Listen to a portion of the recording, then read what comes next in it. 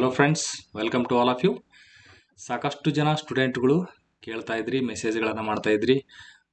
ನಿಜವಾಗ್ಲೂ ಸೆಪ್ಟೆಂಬರ್ 22ಕ್ಕೆ ಈ PSI 402 exam ನಡೀತದ ಹೇಗೆ ಅಂತ ಅದರ ಬಗ್ಗೆ ಸಾಕಷ್ಟು ಅನ್ನೆಸೆಸರಿಯಾಗಿ ನೀವು ಚರ್ಚೆ ಮಾಡ್ತಾ ಇದ್ರಿ. Already KEA Karnataka examination authority ಅವರು ಕ್ಲಿಯರ್ ಕಟ್ಟಾಗಿ ಇನ್ಸ್ಟ್ರಕ್ಷನ್ ಕೊಟ್ಟಿದ್ದಾರೆ. ಸೆಪ್ಟೆಂಬರ್ 22ಕ್ಕೆ ನಡೆದಿದೆ, ಯಾವುದೇ ಕಾರಣಕ್ಕೂ ಮುಂದೂಡಲ್ಲ ಅಂತ.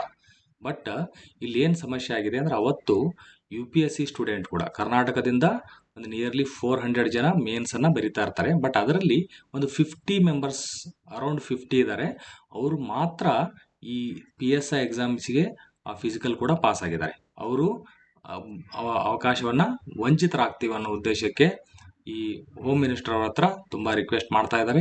ಸೊ ಅದು ಇನ್ನೂ ಒಂದು ವಾರದಲ್ಲಿ ನಿಮ್ಗೆ ಗೊತ್ತಾಗುತ್ತೆ. ಬಟ್ ಅನ್ನೆಸೆಸರಿ ನೀವು ಅಲ್ಲಿವರೆಗೂ ಯಾಕೆ ಟೈಮ್ ವೇಸ್ಟ್ ಮಾಡ್ಬೋದು? ನೀವು ಏನು ಎಕ್ಸಾಮ್ ಅಲ್ವಾ, ಸೆಪ್ಟೆಂಬರ್ 22ಕ್ಕರೇ ಇರಲಿ, ಯಾವಾಗಾರ ಇರಲಿ. ನಾರ್ಮಲಿ ಮುಂದೂಡೋಕ್ಕೆ ಯಾಕೆ ಇವರು ಹಿಂದೇಟ್ ಆಗ್ತಾ ಇದ್ದಾರೆ ಅಂದರೆ, ಸೆಪ್ಟೆಂಬರ್, ಅಕ್ಟೋಬರ್ ಈ 2 ತಿಂಗಳು ಯಾವುದೇ ರೀತಿಯ ಈ ಸಂಡೇ ನಿಮಗೆ ಸಿಗೋದೇ ಇಲ್ಲ. ಎಕ್ಸಾಮ್ ಪ್ರತಿಯೊಂದು ಯಾವುದಾದ್ರೂ ಒಂದು ಎಕ್ಸಾಮ್ ಇದ್ದೇ ಇದೆ, ಅದಕ್ಕೋಸ್ಕರ ನಡೆಸಿಬಿಡೋಣ ಅಂತ ಆಲ್ಮೋಸ್ಟ್ ಅವರು ಡಿಸಿಷನ್ ತೊಗೊಂಡಿದ್ದಾರೆ. ತುಂಬ ದಿನಗಳಿಂದ ಫಿಕ್ಸ್ ಆಗಿದೆ, ಮುಂದೂಡ್ತಾ ಬರ್ತಾನೆ ಇದೆ. ಇನ್ನು ಹೋಯ್ತಂದ್ರೆ 2 ತಿಂಗಳಂತೂ ಆ ಥರ ಟೈಮ್ ಸಿಗೋಲ್ಲ. ಮತ್ತು ನವಂಬರ್ಗೆ ಹೋಗ್ಬೇಕು, ನವಂಬರಲ್ಲೂ ಅಷ್ಟು ಈಸಿ ಇಲ್ಲ, ಯಾಕಂದರೆ KS ಮರುಪರೀಕ್ಷೆ ಕೂಡ ಇರ್ತದೆ, ಆ ಡೇಟ್ ಇರಲ್ಲ. ಈಗ ಹೋದರೂ ಅಷ್ಟು ದೂರ ಅಂತೂ ಹೋಗೋದಲ್ಲ. ಅಕಸ್ಮಾತ್ ಈ PSI ಏನಾದರೂ ಪೋಸ್ಟ್ಪೋನ್ ಆದರೆ ಅಷ್ಟು ದೂರ ಹೋಗಲ್ಲ, ಯಾವುದಾದ್ರು ವೀಕ್ ಡೇ ಇಡಬೇಕಾಗುತ್ತೆ. ವೀಕ್ ಡೇ ಇಟ್ಟರೆ ಮತ್ತೆ ಸಾಕಷ್ಟು ಜನ ಸ್ಟೂಡೆಂಟ್ಗಳಿಗೆ ತೊಂದರೆ ಆಗಿಬಿಡುತ್ತೆ. ಬಟ್ ಇಲ್ಲಿ ಈ ಲೆಜಿಸ್ಲೇಟಿವ್ ಅಸೆಂಬ್ಲಿ ಕ್ವಶನ್ LAQs ಅಂತೀವಿ. ಮುಂದೆ ನೀವು ಅಧಿಕಾರಿಗಳಾದಾಗ ಕೂಡ ಗ್ರೂಪ್ A ಅಧಿಕಾರಿಗಳಾಗ್ತಾರಲ್ಲ, ನೀವೆಲ್ಲ ಈ ಥರ ಕ್ವಶನ್ಗೆ ಬೇರೆ ಯಾವುದೇ ಒಬ್ಬ ಮೆಂಬರ್ ಮಿನಿಸ್ಟ್ರಿಗಳಿಗೆ ಕ್ವಶನ್ ಕೇಳ್ತಾರಲ್ಲ, ನಿಮ್ಮ ಡಿಪಾರ್ಟ್ಮೆಂಟ್ಗೆ ಸಂಬಂಧಪಟ್ಟಂಗೆ ನೀವೇ ಕೂಡ ಆ ಕ್ವಶನ್ ರೆಡಿ ಮಾಡಿ ಕೊಡಬೇಕಾಗತ್ತೆ. ಅದಕ್ಕೆ ಆ ಟೈಮಲ್ಲಿ ರಜೆ ಕೊಡ್ತಾ ಇರಲ್ಲ, ನಿಮಗೆ ಗಮನದಲ್ಲಿರ್ತದೆ. ಇಲ್ಲಿ ಏನು ಕ್ವಶನ್ ಕೇಳಿದ್ದಾರೆ, ಒಬ್ಬ ಮೆಂಬರ್ ರಾಜ್ಯದಲ್ಲಿ ನೇಮಕಾತಿ ನಡೆಸುವ ಪರೀಕ್ಷಾ ಪ್ರಾಧಿಕಾರಗಳು ಯಾವ ಮಾನದಂಡಗಳಲ್ಲಿ ಪರೀಕ್ಷಾ ದಿನಾಂಕ ಹಾಗೂ ಪರೀಕ್ಷಾ ಕೇಂದ್ರಗಳನ್ನು ನಿಗದಿಪಡಿಸುತ್ತವೆ? ಅದಕ್ಕೆ ಅವರು ಕರ್ನಾಟಕ ಲೋಕಸೇವಾ ಆಯೋಗದವರು ಒಂದು ಉತ್ತರ ಕೊಟ್ಟರೆ, ಕರ್ನಾಟಕ ಪರೀಕ್ಷಾ ಪ್ರಾಧಿಕಾರ, ಕರ್ನಾಟಕ ಎಕ್ಸಾಮಿನೇಷನ್ ಅಥಾರಿಟಿ KEA ಇದೆಯಲ್ಲ, ಅವರು ಕೂಡ ಒಂದು ಉತ್ತರ ಕೊಟ್ಟರು. ಅವ್ರೇನು ಹೇಳಿದ್ದಾರೆ, KEAದವರು ರಜೆ ದಿನಗಳು ಅದನ್ನು ನೋಡ್ಕೊಂಡು ಇಡ್ತೀವಿ ಮತ್ತು ಇತರ ಯಾವುದೇ ಇಲಾಖೆಗಳ ಪರೀಕ್ಷೆಗಳು ಇಲ್ಲದಿರುವುದನ್ನು ಖಾತ್ರಿಪಡಿಸಿಕೊಂಡು ಪರೀಕ್ಷಾ ಕೇಂದ್ರಗಳು ಹಾಗೂ ದಿನಾಂಕಗಳನ್ನು ನಿಗದಿಪಡಿಸ್ತೀವಿ. ಇತರ ಯಾವುದೇ ಇಲಾಖೆ, ಈಗ UPSCದ ಎಕ್ಸಾಮ್ ಇದೆ ಅಲ್ಲಿ, ಈ ರೂಲ್ಸ್ ಪ್ರಕಾರ ಹೋದರೆ ಕಂಪಲ್ಸರಿగా ಅವರು ಪೋಸ್ಟ್ಪೋನ್ ಮಾಡಲೇಬೇಕಾಗ್ತದೆ. ಯಾಕಂದರೆ ಅಟ್ಲೀಸ್ಟ್ 50 ಜನ ಆದರೂ ಅವರು ಅನ್ನೆಸೆಸರಿಯಾಗಿ ಅವಕಾಶ ವಂಚಿತರಾಗ್ತಾರೆ ಆ ಒಂದು ಗಮನದಲ್ಲಿ. ಬಟ್ 50 ಜನ, ಮಿಕ್ಕಿದ ಎಷ್ಟೋ ಜನ ಸ್ಟೂಡೆಂಟ್ಗಳು ಆಲ್ರೆಡಿ ರೆಡಿ ಇದ್ದಾರೆ. ತುಂಬ ಜನ ವರ್ಕಿಂಗ್ ಇದ್ದವರು ರಜೆ ತೊಗೊಂಡಿರ್ತಾರೆ, ಮತ್ತೆ ರಜೆ ಸಿಗೋದಿಲ್ಲ. ಆ ಥರ ಮೆಜಾರಿಟಿ ಅವರಿಗೆ ತೊಂದರೆ ಆಗುತ್ತೆ ಪೋಸ್ಟ್ಪೋನ್ ಆದರೆ. ಬಟ್ ಒಂದು 50 ಜನಕ್ಕೆ ಆ ಥರ ಅನುಕೂಲ ಆಗುತ್ತೋ ಏನಾಗುತ್ತೋ ನೋಡ್ಬೇಕು ಅದನ್ನು, ಯಾಕಂದರೆ ಇನ್ನೂ ಕೂಡ ಚರ್ಚೆಯಲ್ಲಿದೆ. ಬಟ್ KEA ಮಾತ್ರ ಕ್ಲಿಯರ್ ಕಟ್ಟಾಗಿ ನಡೆಸ್ತೀವಿ, ಸೆಪ್ಟೆಂಬರ್ 22ಕ್ಕೆ ಯಾವುದೇ ಕಾರಣಕ್ಕೂ ಮುಂದೂಡೋದಲ್ಲ ಅಂತ ಕ್ಲಿಯರ್ ಕಟ್ಟಾಗಿ ಇನ್ಸ್ಟ್ರಕ್ಷನ್ ಕೊಡ. ನೀವು ಅದನ್ನೇ ನಂಬಿ ಸದ್ಯಕ್ಕೆ ಅದ್ರ ಬಗ್ಗೆನೇ ಲಕ್ಷ್ಯ ಕೊಡಿ. ನನ್ನ ಪ್ರಕಾರ ಇದು 50-50 ಚಾನ್ಸ್ ಇದೆ, ಮುಂದೂ ಹೋಗ್ಬೋದು ಅಥವಾ ನಡಿಬೋದು ಇನ್ನು. ಯಾಕಂದರೆ ಇಲ್ಲಿ ಹೋಮ್ ಮಿನಿಸ್ಟ್ರಿ ಯಾವ ರೀತಿ ಡಿಸಿಷನ್ ತೊಗೊಂತಾರ ಗೊತ್ತಾಗಲ್ಲ. ಈಗ ತುಂಬ ಜನ KPSC ಅವರು ಈ UPSC ಸ್ಟೂಡೆಂಟ್ ಏನು ಬರಿತಾ ಇದಾರಲ್ಲ ಸ್ಟೂಡೆಂಟ್, ಅವ್ರು ಜಾಸ್ತಿ ಪ್ರೆಷರ್ ಹಾಕಿಸಿದ್ರೆ ಅಂದರೆ ನಮ್ಗೆ ಅವಕಾಶ ವಂಚಿತ ಹೇಗೆ ಇಡ್ತೀರಿ ನೀವು ಅಂತ. ಯಾಕಂದರೆ ಅವರೇ ಕೊಟ್ಟಿದ್ದಾರೆ ನೋಡಿ, ಇಲ್ಲಿ ಕರ್ನಾಟಕ ಪ್ರಾಧಿಕಾರನೇ ಆನ್ಸರ್ ಕೊಟ್ಟಿದೆ, ಯಾವುದೇ ಇಲಾಖೆಗಳ ಪರೀಕ್ಷೆ ಇರಬಾರ್ದು. ಈ ಕರ್ನಾಟಕ ಲೋಕಸೇವಾ ಆಯೋಗದವ್ರು ಹೇಳಿದ್ದಾರೆ, UPSC SSC NTA ಈ ಥರ ಯಾವುದೇ ಎಕ್ಸಾಮ್ ಇದ್ದರೆ ಆ ಥರ ಅದನ್ನು ಪೋಸ್ಟ್ಪೋನ್ ಮಾಡ್ತೀವಿ, ಆ ಎಕ್ಸಾಮ್ಗೆ ಕ್ಲಾಶ್ ಆಗೋಂಗೆ ಮಾಡಲ್ಲ ಅಂತ. ಈಗ ಆ ಹುಡುಗರದ್ದು ಏನಿದೆ, 50 ಜನದ್ದು ಏನು ಕೇಳ್ತಾ ಇದ್ದಾರೆ ಅವರು, ನಾವು UPSC ಪ್ರಿಲಿಮ್ಸ್ ಪಾಸ್ ಆಗಿದೆ ತಪ್ಪ, ನಾವು ಆ್ಯಕ್ಚುಲಿ ತುಂಬ ವರ್ಷಗಳಿಂದ PSIನ ರೆಡಿ ಮಾಡ್ತಾ ಇದೀವಿ, ಅದ್ರ ಜೊತೆಗೇ UPSC ಕೂಡ ಆಗಿರೋದ್ರಿಂದ ಬರೀತೇವೆ, ಅದನ್ನ ಬಿಟ್ಟು ಇದನ್ನು ಬರೀತೇವೆ ಅಂದ್ರೆ ಅದನ್ನು ಅವಕಾಶ ವಂಚಿತರಾದಂಗೆ ಆಗುತ್ತೆ. 1 ವಾರ ಅಥವಾ ಈ ಗ್ಯಾಪಲ್ಲಿ ನಮಗೆ ಸ್ವಲ್ಪ ಟೈಮ್ ಕೊಡಿ ಅಂತ ಕೇಳ್ತಾ ಇದ್ದಾರೆ. ಅದಕ್ಕೆ ಈ ಹೋಮ್ ಮಿನಿಸ್ಟರ್ ಯಾವ ರೀತಿ ಡಿಸಿಷನ್ ತೊಗೊತಾರೆ ಮತ್ತು ಮುಖ್ಯಮಂತ್ರಿಗಳು ಕೂಡ ಜೊತೆ ಡಿಸ್ಕಷನ್ ಆಗಿ ಆಗುತ್ತೆ. ಸೊ ಇನ್ನೂ ಕೂಡ 50-50 ಇದೆ. ಬಟ್ ಹಾಗಂತ ನೀವು ಮುಂದೆ ಹಾಕೋದಲ್ಲ, ಸ್ಟಡಿ ಮಾಡದೆ ಸುಮ್ಮನೆ ಡಿಸ್ಕಸ್ ಮಾಡುತ್ತೆ ಮತ್ತೆ ಪದೇ ಇದ್ರ ಬಗ್ಗೆ ಡಿಸ್ಕಸ್ ಮಾಡ್ತಾ ಇದ್ರು. ಸಾಕಷ್ಟು ಜನ ಕೇಳ್ತಾ ಇದ್ರು, ಯಾಕೆ ಓದೋದಲ್ವಾ ನಿಮ್ಮದು? KEA Karnataka examination authority clear ಕಟ್ಟಾಗಿ ಸೆಪ್ಟೆಂಬರ್ 22 ಅಂತ ಹೇಳಿದಾರೆ, ಅಂದರೆ 22ಕ್ಕೆ ನಡೀತದೆ, ಹಂಗೆ ಅನ್ಕೊಂಡು ಓದ್ತಾ ಇರಿ. ಮುಂದೆ ಏನಾದರೂ ಚೇಂಜ್ ಆದ್ರೆ ಅವ್ರು ನಿಮ್ಗೆ ಹೇಳ್ತಾರಲ್ವ, ನಿಮಗೆ ಹೇಳ್ಬೇಕಲ್ವ, ಎಕ್ಸಾಮ್ ಬರೆಯೋರಿಗೆ ಹೇಳ್ಬೇಕು ಅದನ್ನು. ಸೊ ಹೇಳ್ತಾರೆ, ಅಲ್ಲಿವರೆಗೂ ನಿಮ್ಮ ಪ್ರಿಪ್ರೇಷನ್ ಪರ್ಫೆಕ್ಟ್ ಆಗಿರಲಿ. ಇವೆಲ್ಲ ಲೆಜಿಸ್ಲೇಟಿವ್ ಅಸೆಂಬ್ಲಿ ಕ್ವಶನ್ ಪ್ರಕಾರ ಕರ್ನಾಟಕ ಲೋಕಸಭಾ ಆಯೋಗದವರು ಇವೆಲ್ಲ ಕ್ಲಿಯರ್ ಕಟ್ಟಾಗಿ ಹೇಳಿದ್ದಾರೆ. UPSC SSC ಈ NTA ಈ ಥರ ಯಾವುದೇ ಎಕ್ಸಾಮ್ಸ್ ಕ್ಲಾಸ್ ಆಗಲ್ಲ, ಹಂಗೆ ಇರ್ತೀವಿ. ಅಕಸ್ಮಾತ್ ಆಯ್ತಂದ್ರೆ ದಿನಾಂಕವನ್ನು ಮರು ನಿಗದಿಪಡಿಸಲಾಗುವುದು. ಅವರೇ ಉತ್ತರ ಕೊಟ್ಟಿದ್ದಾರೆ. ಈ ತರ ಕೇಳಿದ ಪ್ರಶ್ನೆಗೆ ಉತ್ತರ ಕೊಟ್ಟಾಗ ಅದು ಅಲ್ಲಿ ತಪ್ಪಾಗಿ ಮತ್ತೆ ಅದ್ರ ತಕ್ಕಂಗೆ ನಡ್ಕೊಳಕ್ಕಾಗಲ್ಲ. ಅವರು ಅದ್ರ ತಕ್ಕಂಗೆ ನಡ್ಕೊಳ್ಳೇಬೇಕಾಗತ್ತೆ. ಯಾಕಂದ್ರೆ ಅಲ್ಲಿ ಉತ್ತರ ಒಂದು ಕೊಡೋದು, ಇಲ್ಲಾಂದ್ರೆ ಮೆಂಬರ್ಸ್ ಪ್ರಿವಿಲೇಜ್, ಅವರು ನನ್ನ ಪ್ರಿವಿಲೇಜ್ ಅನ್ನ ನೀವು ಯಾಕಂದ್ರೆ ನಾ ಕೇಳೋ ಕ್ವಶನ್ ಏನೋ ಉತ್ತರ ಕೊಟ್ಟಿದ್ರೆ ಅದ್ರ ತಕ್ಕಂಗೆ ನಡ್ಕೊಂಡಿಲ್ಲ ಅಂತ ಕೂಡ ಆ ಮೆಂಬರ್ ಕೂಡ ಕ್ವಶನ್ ಕೇಳೋ ಚಾನ್ಸ್ ಇರ್ತದೆ. ಯಾಕಂದ್ರೆ ಕ್ಲಿಯರ್ ಕಟ್ ಆಗಿ ಲಿಖಿತವಾಗಿರುತ್ತಲ್ಲ, ಇದು ಯಾವುದು ಕಮೆಂಟ್ ಸೆಕ್ಷನ್ ಹೇಳಿ ಸ್ನೇಹಿತರೆ. ಇದು ಸ್ಟಾರ್ಡ್ ಕ್ವಶನ್, ಅನ್ಸ್ಟಾರ್ಡ್ ಕ್ವಶನ್ ಅಥವಾ ಶಾರ್ಟ್ ನೋಟಿಸ್ ಕ್ವಶನ್, ಚುಕ್ಕೆ ಗುರಿತಿನ ಪ್ರಶ್ನೆ, ಚುಕ್ಕೆ ಗುರಿತಿಲ್ಲದ ಪ್ರಶ್ನೆ, ಈ ಶಾರ್ಟ್ ನೋಟಿಸ್ ಕ್ವಶನ್ ಅಂತೀವಲ್ಲ, ಯಾವ್ದ್ರಲ್ಲಿ ಬರುತ್ತೆ ಇದು? ಈ ತರ ರೈಟಿಂಗ್ ಅಲ್ಲಿ ಇದು ಮೆಂಬರ್ ಕೇಳಿದಂತ ಪ್ರಶ್ನೆ, ಇದು ಮೆಂಬರ್ ಅವರು, ಇದು ಮಿನಿಸ್ಟರ್ ಅವರು ಉತ್ತರ ಕೊಟ್ಟಿರುವಂತದ್ದು. ಎಲ್ಲ ಇಲಾಖೆಗಳು ಈ ತರ ಇರ್ತದೆ. ಓಕೆ, ಇದು ತುಂಬಾ ಜನ ಇದ್ರ ಬಗ್ಗೆನೂ ಕೂಡ ಕೇಳ್ತಾ ಇದ್ರೆ, ಅದಕ್ಕೋಸ್ಕರ ಚಾನ್ಸಸ್ ಇದೆ ಪೋಸ್ಟ್ಪೋನ್ ಆಗುವಂಥದ್ದು. ಬಟ್ 1 ವಾರ ಅಷ್ಟ ಆಗುತ್ತೆ, 2 ತಿಂಗಳ ಗಂಟ್ಲೆ ಆ ಥರ ಎಲ್ಲ ಮುಂದೆ ಆಗುವಂಥದ್ದು ಇರೋದಿಲ್ಲ. ಹಾಗಂತ ಅದನ್ನ ನಂಬೋದಕ್ಕೂ ಹೋಗೋಕ್ಕಾಗಲ್ಲ. ಯಾಕಂದ್ರೆ 50 ಜನಕ್ಕೆ ಅವ್ರಿಗೆ ಹೆಲ್ಪ್ ಮಾಡಕ್ಕೆ ಹೋಗಿ ಎಷ್ಟೋ ಜನರು ತೊಂದರೆ ಆಗುತ್ತೆ. 2 ತಿಂಗಳು ಮತ್ತೆ ಮುಂದೆ ಹೋಗುತ್ತೆ. ಈಗ ಅವಶ್ಯಕತೆ ಇದೆ, ತುಂಬಾ ಶಾರ್ಟೇಜ್ ಇದೆ. ಪೊಲೀಸ್ ಸಬ್ ಇನ್ಸ್ಪೆಕ್ಟರ್ದು ಈ ಸದ್ಯ 402, ಈಗ 545, ಅದು ಕೂಡ ಇನ್ನೂ ಕಂಪ್ಲೀಟ್ ಆಗಿ ಮುಗದೇ ಇಲ್ಲ. ಅವ್ರಿಗೆ ಟ್ರೈನಿಂಗ್ ಆಗಿ ಆಲ್ಮೋಸ್ಟ್ 2 ವರ್ಷ ಆದ ನಂತರ ಅವ್ರು ಸಿಗ್ತಾರೆ ಕೆಲಸಕ್ಕೆ. 1 ವರ್ಷ ಟ್ರೈನಿಂಗ್ ಇರ್ತದೆ, ಮತ್ತೊಂದು ವರ್ಷ 2.5 ವರ್ಷಕ್ಕೆ ಪ್ರೊಫೆಷನಲ್ ಡಿಕ್ಲೇರ್ ಆಗುತ್ತೆ ಅವ್ರದ್ದು. ಅಲ್ಲಿವರೆಗೂ ಪ್ರಾಪರ್ ಆಗಿ ಕೆಲಸ ತಗೊಳಕ್ಕಾಗಲ್ಲ ಅವ್ರನ್ನ. ಅದಕ್ಕೆ ಬೇಗ ರಿಕ್ರೂಟ್ಮೆಂಟ್ ಮಾಡಿದ್ರೆ ಡಿಪಾರ್ಟ್ಮೆಂಟ್ಗಳಾಗ್ತದೆ. ಇನ್ನೂ 600 ಜನ ಕರಿಬೇಕು. ಇವ್ರನ್ನೆಲ್ಲ ಕೆಲಸಕ್ಕೆ ಸಿಗೋದೇ ಇವ್ರು 2-3 ವರ್ಷದ ನಂತರ ಸಿಗ್ತಾರೆ. ಯಾಕಂದ್ರೆ ಈಗ ಎಕ್ಸಾಮ್ ಇದು ಪ್ರೊಸೆಸ್ ಮುಗಿಯೋದಕ್ಕೆ 1 ವರ್ಷ ಟೈಮ್ ಹಿಡಿದಿದೆ. ಅದು ಫಾಸ್ಟೆಸ್ಟ್ ಎಕ್ಸಾಮ್ ನಡೀತಾ ಅಂದ್ರೆ PC ಮತ್ತು PSI ಎಕ್ಸಾಮ್ ತುಂಬಾ ಫಾಸ್ಟ್ ಆಗಿ ನಡೆದು ಬಿಡ್ತದೆ. ಬಟ್ ತುಂಬಾ ಡಿಲೇ ಆಗ್ತಾ ಹೋಗ್ತಾ ಇದೆ. ಆಕ್ಚುಲಿ ಅದು ಎಷ್ಟು ಫಾಸ್ಟ್ ಅಂದ್ರೆ ಜಸ್ಟ್ ಒಂದು 15 ತಿಂಗಳು, ಇವತ್ತು ನೋಟಿಫಿಕೇಶನ್ ಆಗಿದೆ ಅನ್ಕೊಳ್ಳಿ, ಅದರಿಂದ 15 ತಿಂಗಳೊಳಗೆ ನಿಮ್ಗೆ ಆರ್ಡರ್ ಕಾಪಿ ಕೂಡ ಬರುತ್ತೆ. ಕೆಲವೊಂದ್ಸಲ ಅಷ್ಟು ಫಾಸ್ಟ್ ಆಗಿ ನಡೆದಿದೆ. 1 ರಿಂದ 1.5 ವರ್ಷದಲ್ಲಿ ಅದೊಂದೇ ಫಾಸ್ಟ್ ಆಗಿ ನಡೆಯೋದು. ಬೇರೆ ಯಾವ ಎಕ್ಸಾಮು ಇನ್ನೂವರೆಗೂ ಆ ಥರ ಫಾಸ್ಟ್ ಆಗಿ ನಡೆದಿದ್ದು ನೋಡೇ ಇಲ್ಲ. ಈ SDA FDA KS ಎಲ್ಲ ಮುಗಿತದೆ. ಪಂಚವಾರ್ಷಿಕ ಯೋಜನೆ ಆ ಥರ ಕುಂತು ಬಿಟ್ಟಿರ್ತಾರೆ. ಈ ಸಲ KS ಕೂಡ ಫಾಸ್ಟ್ ಮಾಡುವಂತ ಒಂದು ಪ್ರೆಷರ್ ಅಲ್ಲಿ ಇದ್ದಾರೆ. ಯಾಕಂದ್ರೆ ತುಂಬಾ ಶಾರ್ಟೇಜ್ಗಳು ಇರೋದ್ರಿಂದ ಬೇಗ ನಡೆಸಬೇಕಾಗುತ್ತೆ. ಇಷ್ಟೊಂದು ದಿನ ಆದರೆ ತುಂಬಾ ಸ್ಟೂಡೆಂಟ್ಗಳಿಗೆ ತೊಂದರೆ ಆಗುತ್ತೆ. ವೆರಿ ಸೂನ್ ಅದು ಕೂಡ ಡೇಟ್ ಅನ್ನ ಕ್ಲಿಯರ್ ಮಾಡ್ತಾರೆ. ಈಗ ನೀವೇನು ತುಂಬಾ ಅನ್ನೆಸೆಸರಿ ಸುಮ್ಮನೆ ಈಗ ಸ್ವಲ್ಪ ಅರ್ಧ ದಿನ ಈ PSI ಪೋಸ್ಟ್ಪೋನ್ ಆಗುತ್ತಾ ಇಲ್ಲ ಅಂತ ಅದ್ರ ಬಗ್ಗೆ ಡಿಸ್ಕಷನ್ ಮಾಡೋದು. ಇನ್ನೊಂದು ಅರ್ಧ ದಿನ ಏನು ಸುಮ್ಮನೆ ಅವೇ ರಿಪೀಟೆಡ್ ಕೆಲವೊಂದು ಬುಕ್ಸ್ ಅಷ್ಟೇ ಆ ಥರ ಓದ್ತಾ ಇರ್ತೀರಿ. ಇಲ್ಲಿ ಏನ್ ಮಾಡ್ಬೇಕಂದ್ರೆ, ಸಾಕಷ್ಟು ಜನ ನಾನು ಅಬ್ಸರ್ವ್ ಮಾಡೋರಂಗೆ ಈ ಹಿಸ್ಟ್ರಿ, ಜಿಯೋಗ್ರಫಿ, ಪಾಲಿಟಿ, ಎಕನಾಮಿ ಇಷ್ಟೇ ಸಬ್ಜೆಕ್ಟ್ ಕುಂತು ಪದೇ ಅದನ್ನ ಓದ್ತಾ ಇದ್ರಿ. ಬಟ್ ನೀವು ಪೇಪರ್ 1ಗೆ ಕೂಡ ಮೋಸ್ಟ್ ಇಂಪಾರ್ಟೆನ್ಸ್ ಅನ್ನ ಕೊಡ್ಲೇಬೇಕು. ಮೇನ್ ನೀವು ಸೆಲೆಕ್ಷನ್ ಆಗೋದು ಬಿಡೋದು ಅದರಲ್ಲೇ ಇರ್ತದೆ. ಯಾಕಂದ್ರೆ ಪೇಪರ್ 2 ಅಲ್ಲಿ ಮಲ್ಟಿಪಲ್ ಚಾಯ್ಸ್ ಕ್ವಶನ್ 100 ಕ್ವಶನ್ ಅಲ್ಲಿ ಆಲ್ಮೋಸ್ಟ್ ಈ KA ಅವರು ತುಂಬಾ ಈಸಿ ಹೇಳಿದ್ರೆ ಆಲ್ಮೋಸ್ಟ್ 90 ವರೆಗೂ ಸ್ಕೋರ್ ಮಾಡೇ ಮಾಡ್ತಾರೆ ತುಂಬಾ ಜನ ಸ್ಟೂಡೆಂಟ್ಗಳು. ಅಲ್ಲಿ ಏನು ನೀವು ತುಂಬಾ ಕಷ್ಟಪಟ್ಟು ಹೋದ್ರೆ 2 ರಿಂದ 3 ಕ್ವಶನ್ ಚೇಂಜ್ ಆಗ್ಬೋದು. ಬಟ್ ಇಲ್ಲಿ 10 ಮಾರ್ಕ್ಸ್ ಡಿಫರೆನ್ಸ್ ಆಗ್ತದೆ. ಅದ್ರ ಬಗ್ಗೆ ನೀವು ಪ್ರಾಕ್ಟೀಸ್ ಮಾಡಲೇಬೇಕು. ಈ ಪೇಪರ್ 1 ಪ್ರಾಕ್ಟೀಸ್ ಅಂದ್ರೆ ಬರೀ ಎಸ್ಸೆ ಅಷ್ಟೇ ಬರೆಯೋದು. ಎಸ್ಸೆ ಅಷ್ಟೇ ಅಲ್ಲ ಪೇಪರ್ 1 ಅಂದ್ರೆ, ಬರೀ ಎಸ್ಸೆ ಬಗ್ಗೆನೇ ಕಾನ್ಸಂಟ್ರೇಷನ್ ಮಾಡ್ತಾ ಇದ್ರಿ.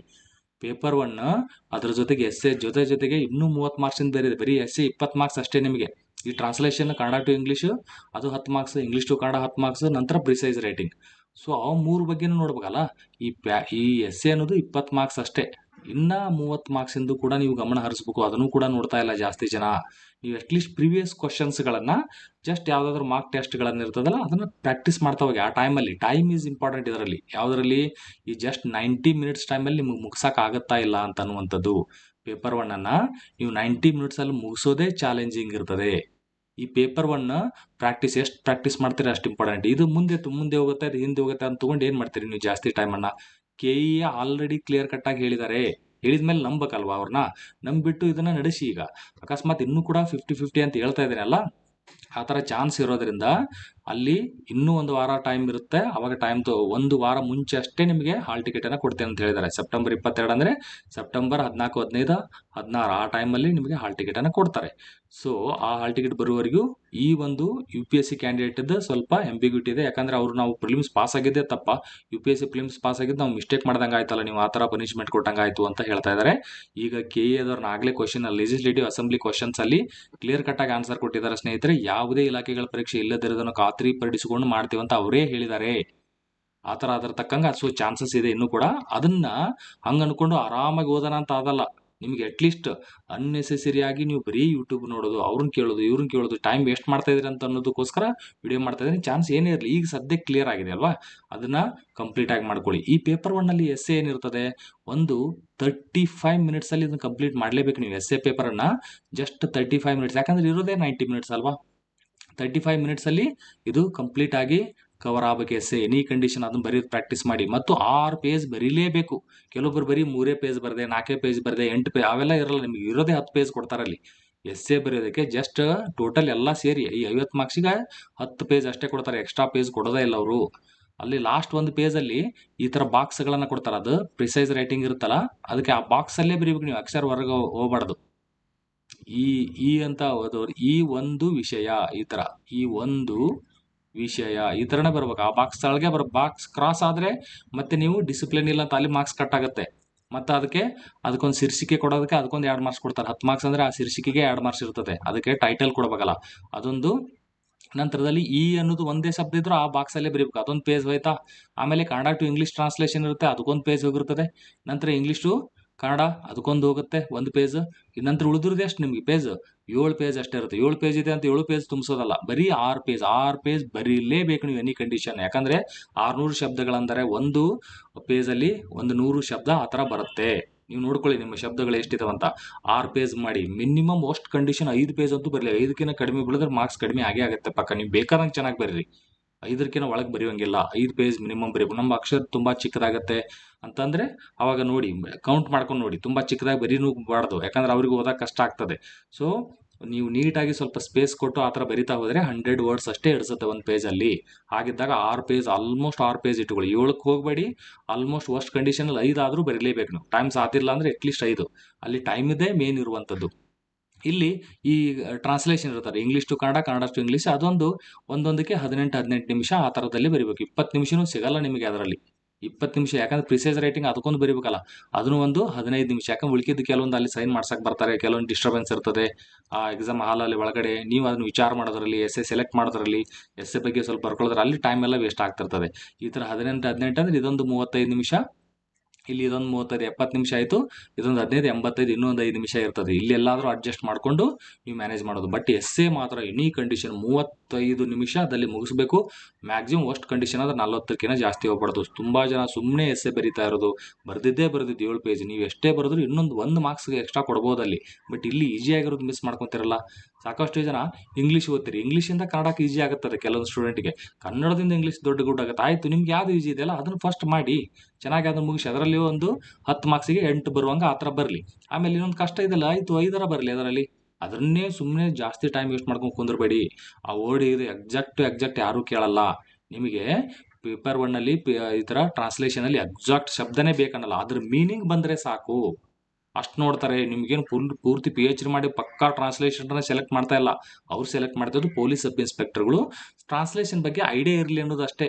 ನೀವು ಪಕ್ಕಾ ಟ್ರಾನ್ಸ್ಲೇಟರ್ನೇ ಕರ್ಕೊತಾ ಇರ್ತಾರಲ್ಲ, ನೀವು ಕರ್ಕೋದು KPSCಗೆ ಅವಶ್ಯಕತೆ ಇದೆ ನೋಡಿ ಟ್ರಾನ್ಸ್ಲೇಟರ್. ಇನ್ನೂ ಕೂಡ ಇಂಗ್ಲೀಷಿಂದ ಕನ್ನಡಕ್ಕೆ ಅಲ್ಲಿ ಬೇಕಾದ್ರೆ ಅವಶ್ಯಕತೆ ಇದೆ. ಅಲ್ಲಿ ಏನಾದರೂ ಎಕ್ಸಾಮ್ ಕರೆದ್ರೆ ಅವಾಗ ನೋಡೋಕ್ಕಂತಾರೆ ಭಾಳ ಸೀರಿಯಸ್ ಆಗಿ, ಒಂದೊಂದು ಶಬ್ದನೂ ಕರೆಕ್ಟ್ ಆಗಿರ್ಬೇಕಾಗತ್ತೆ. ಬಟ್ ಅಲ್ಲಿ ಮೊನ್ನೆ KS ಎಕ್ಸಾಮಲ್ಲಿ ಅವ್ರು ಸೇಮ್ PSI ಎಕ್ಸಾಮಲ್ಲಿ ಸ್ಟೂಡೆಂಟ್ಗಳು ಕೆಲವೊಬ್ರು ಬರೀತಾರಲ್ಲ ಟ್ರಾನ್ಸ್ಲೇಷನ್, ಆ ಥರ ಬರೆದ್ಬಿಟ್ರು ಅವ್ರು. ಹಂಗೆ ಮಾಡಿದ್ರು. ಅಲ್ಲಿ ಅವಶ್ಯಕತೆ ಇರೋದು ನೀವು ಟ್ರಾನ್ಸ್ಲೇಟರ್ ಆಗೋದಲ್ಲ. ಅವ್ರಿಗೆ ಬೇಕಾಗಿರೋದು ಪೊಲೀಸ್ ಸಬ್ ಇನ್ಸ್ಪೆಕ್ಟರ್, ಟ್ರಾನ್ಸ್ಲೇಟರ್ ಅಲ್ಲ.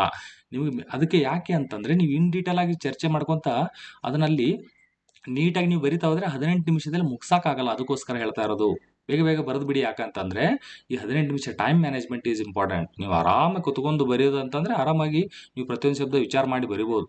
ಮೇಲೆ ಗೋಡೆ ಕಡೆ ನೋಡಿ, ಆ ಕಡೆ ನೋಡಿ, ಈ ಕಡೆ ನೋಡಿ, ತಿರುಗಿ ಆ ಥರ ಎಷ್ಟೇ ವಿಚಾರ ಮಾಡೋಂಗಿಲ್ಲ.